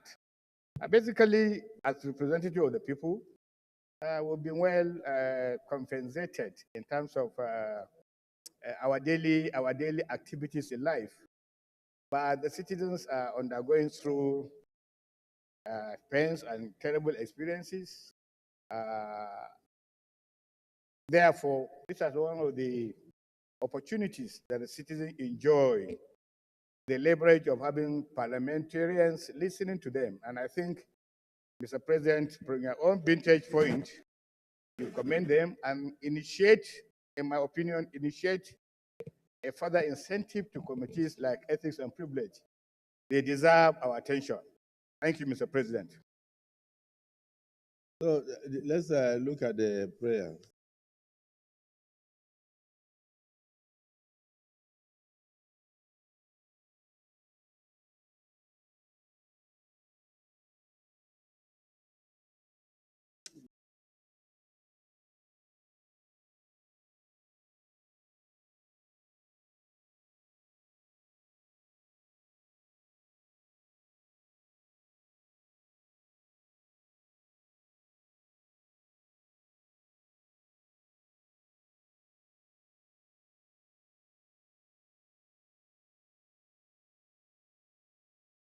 Senator Nader, we are on Yakubu, right?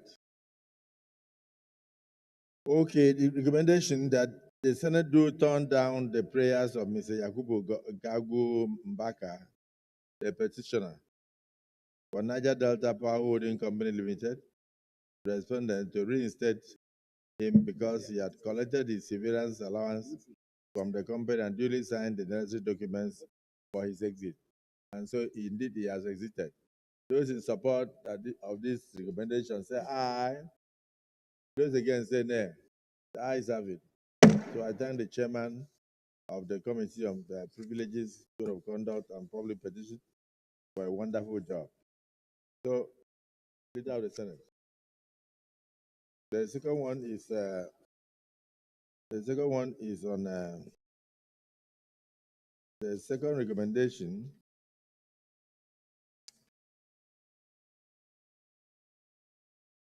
That the Senate on banking and insurance and other financial institutions to which this bill was, Welcome, Mr. President. There are two petitions.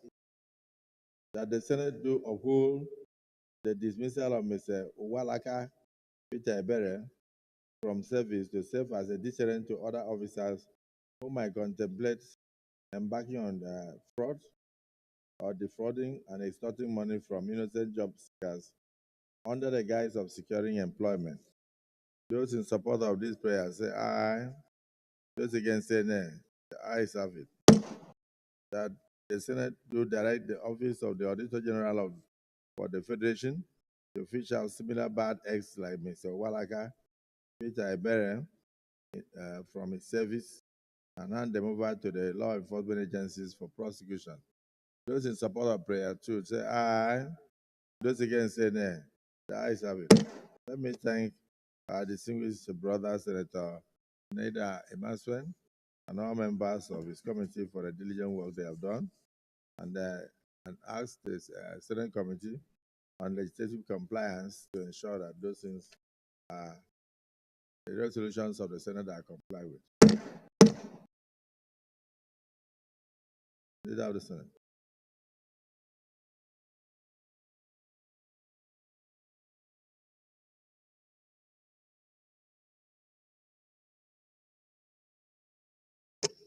Mr. President, very distinguished senators of the Federal Republic of Nigeria, the third order of the day is the presentation and consideration of the report of the Committee on Science and Technology on the Project Development Agency Establishment Bill 2024 SB 49. Distinguished senators will recall that the bill was referred to the committee on Wednesday, 15th day of May 2024. Mr. President, you may wish to invite most distinguished Senator Abbas Aminu Iya, chairman of the committee, to move the motion for the presentation and consideration of the report. Distinguished Senator Iya. Mr. President, distinguished colleagues, I stand to move a motion that this Senate do receive and consider a report of the Committee on Science and Technology for the Project Development Agency Establishment Bill. I so move. Distinguished Senator Esia, is he here?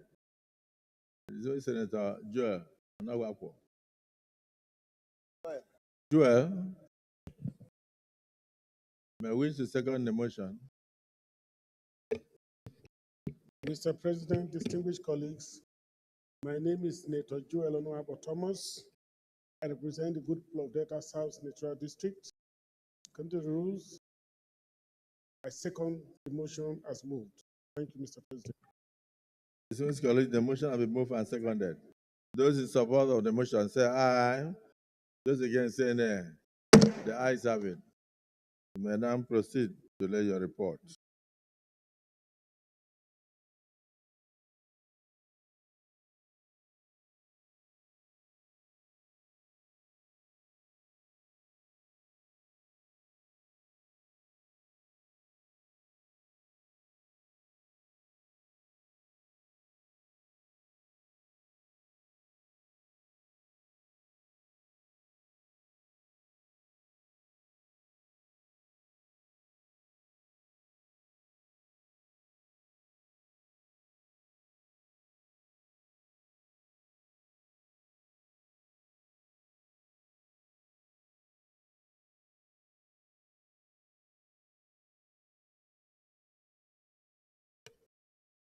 Mr. President, distinguished colleagues, I want to read from the findings and observation.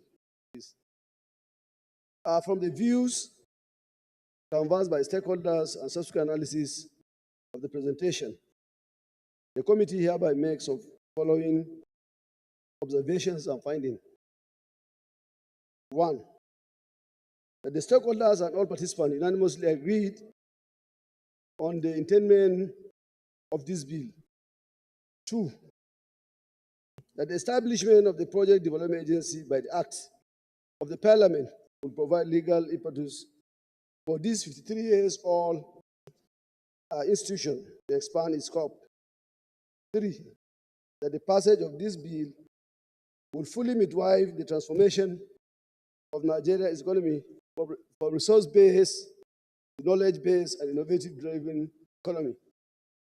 Our recommendation: the committee recommend that the Senate do consider and pass the bill for an act to establish Project Development Agency for the Enugu Establishment Bill.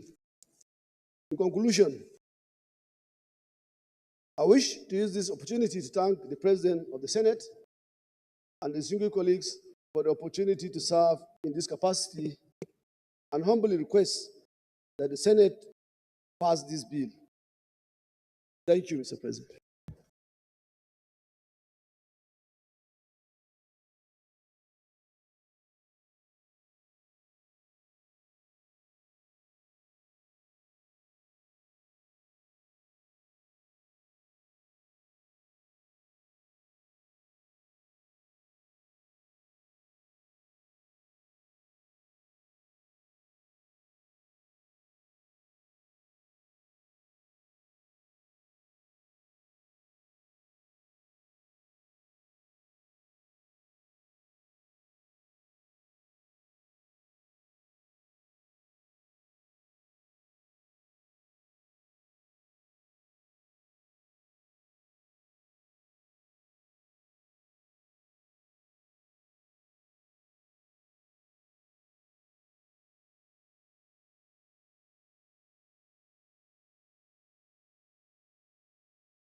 Yes, distinguished Senator Plan.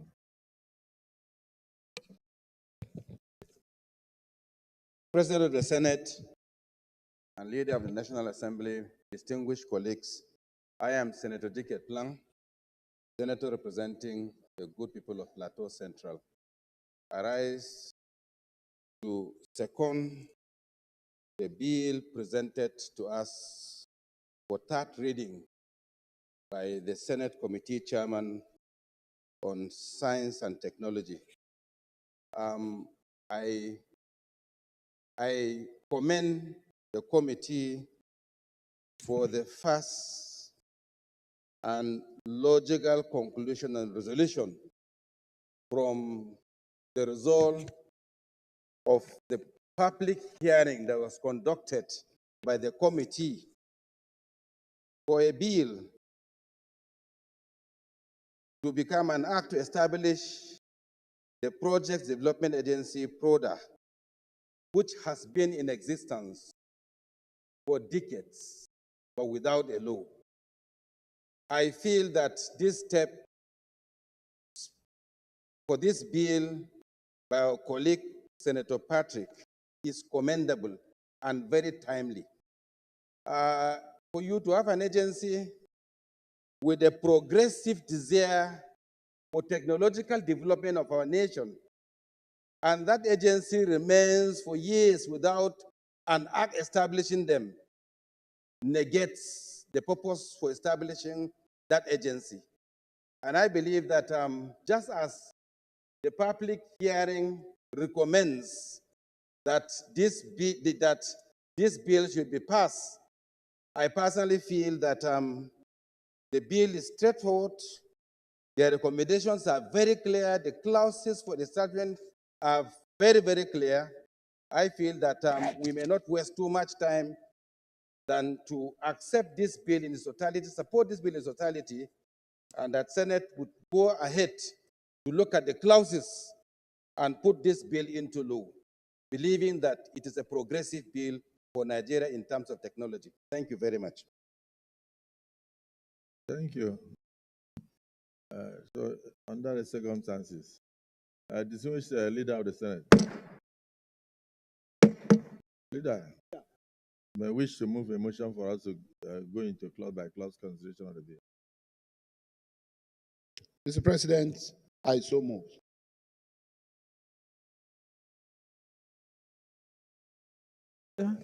Mr. President, I so second.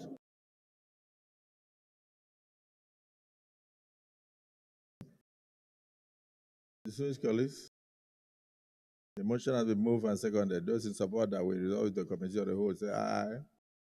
Those against say nay. The ayes have it.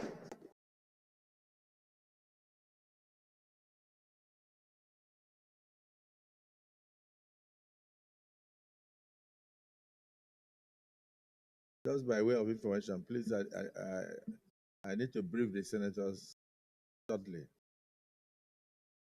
on the upcoming visit of the president tomorrow. So immediately we finish with this bill, we go into executive session.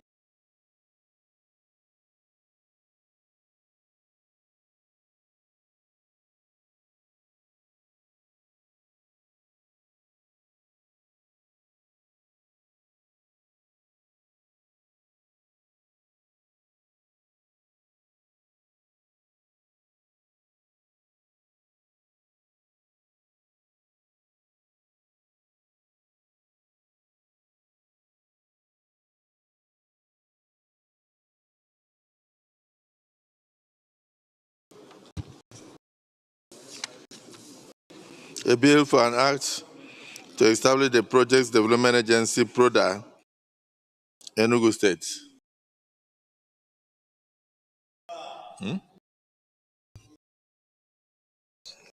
Yes. No, I understand.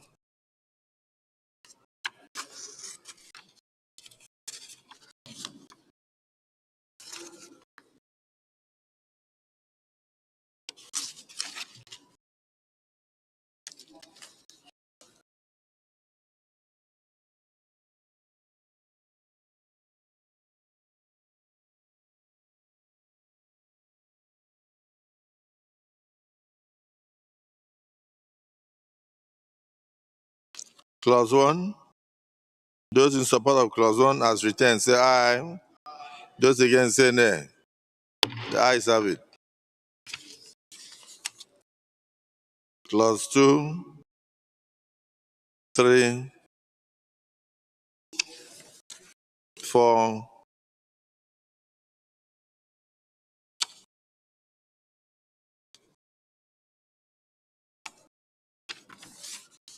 and 5. Those in support of clauses 2 to 5 say aye. Those against say nay. The ayes have it. Clauses 6, 7, 8, 9. Those in support of clauses 6 to 9 say aye. Those against say nay. The ayes have it. Clause 10, 11,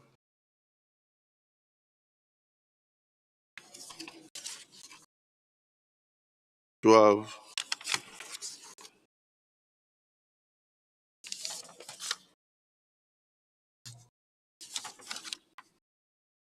13.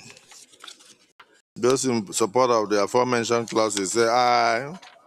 Those against say nay. The ayes have it.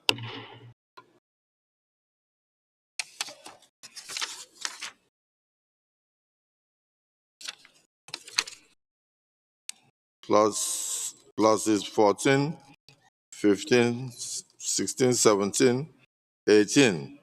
Those in support of the clauses so mentioned say aye. Those against say nay. The ayes have it. Clause 19.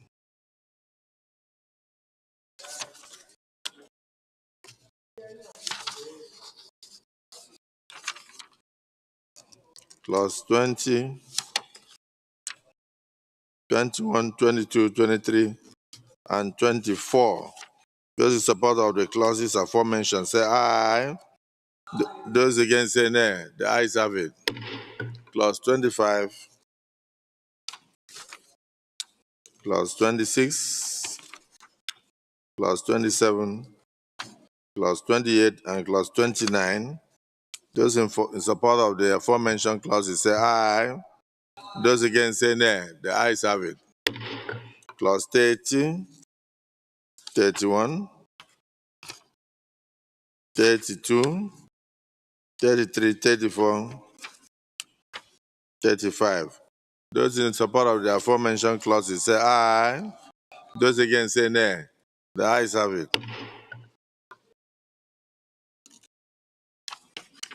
Clause 36, 37, 38, 39, and 40. Those in support of the aforementioned clauses say aye. Those against say nay. The ayes have it. Clause 41, 42, and 43. Those in support of the aforementioned clauses say aye. Those against say nay. The ayes have it. Clause 44, interpretation clause.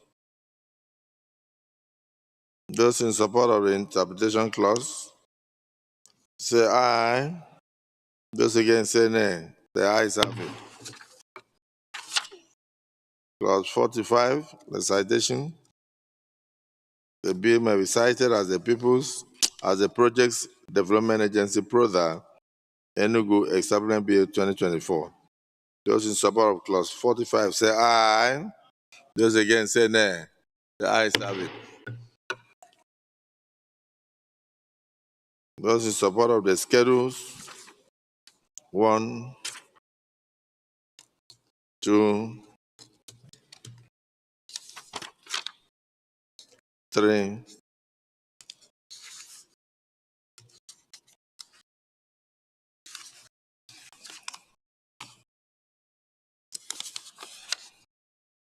clauses, schedules 1, 2, 3. Those in support of schedules 1, 2, 3 say aye. Those against say nay. The ayes have it. Explanatory memorandum. Those in support of the explanatory memorandum say aye. Those against say nay. The ayes have it. Leader of the Senate.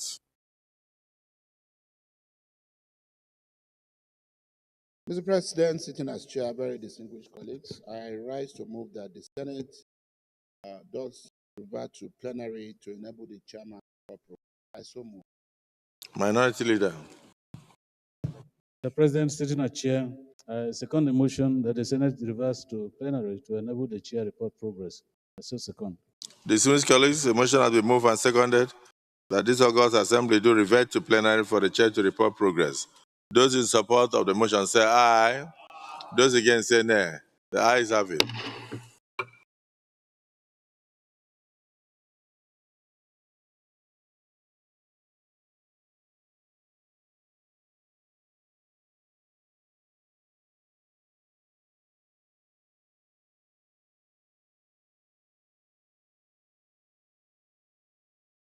Distinguished colleagues, the Senate in the Committee of the Whole considered the report of the Committee on Science and Technology on the Projects Development Agency PRODA Enugu State Establishment Bill 2024 and approved as follows.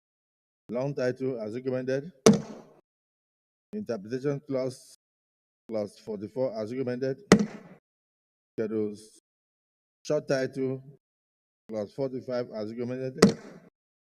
Schedules 1, 2, 3 as recommended. Explanatory memorandum as recommended. Is this a true reflection of what transpired in the Committee of the Whole?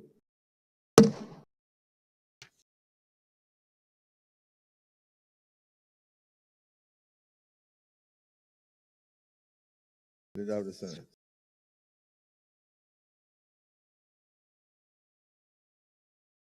Mr. President, very distinguished colleagues, I rise to move that the bill be now read for the third time.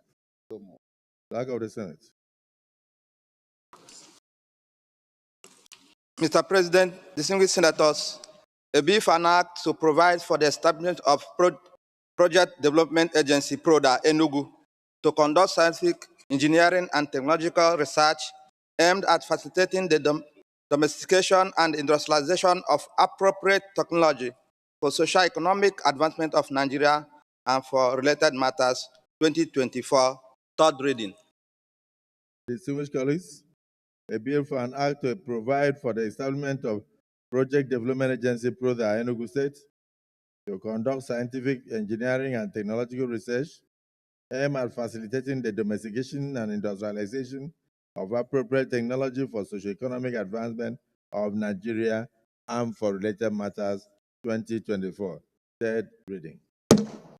Distinguished colleagues, a bill for an act to provide for the establishment of Project Development Agency, PRODA, Enugu State, to conduct scientific, engineering, and technological research aimed at facilitating the domestication and industrialization of appropriate technology for socio-economic advancement of Nigeria and for related matters 2024, third reading taken and passed.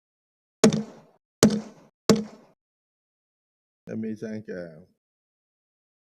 the members of the Committee on Science and Technology and the chairman for a wonderful and painstaking job, and particularly appreciate the good work done by my dear brother, distinguished Senator Aminu Iyabas, and all the members of that committee, and pray that the establishment of PRODA will add value to Nigeria in scientific and technological renaissance, and also create employment opportunities and peace for the southeastern region of Nigeria and Nigeria as a whole.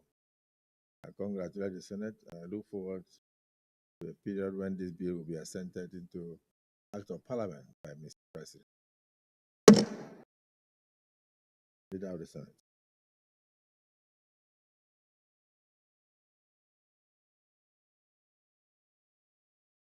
Mr. President, very distinguished senators, I rise to move that at this point, the Senate will go into a closed-door session to enable us resolve some matters of urgent national importance.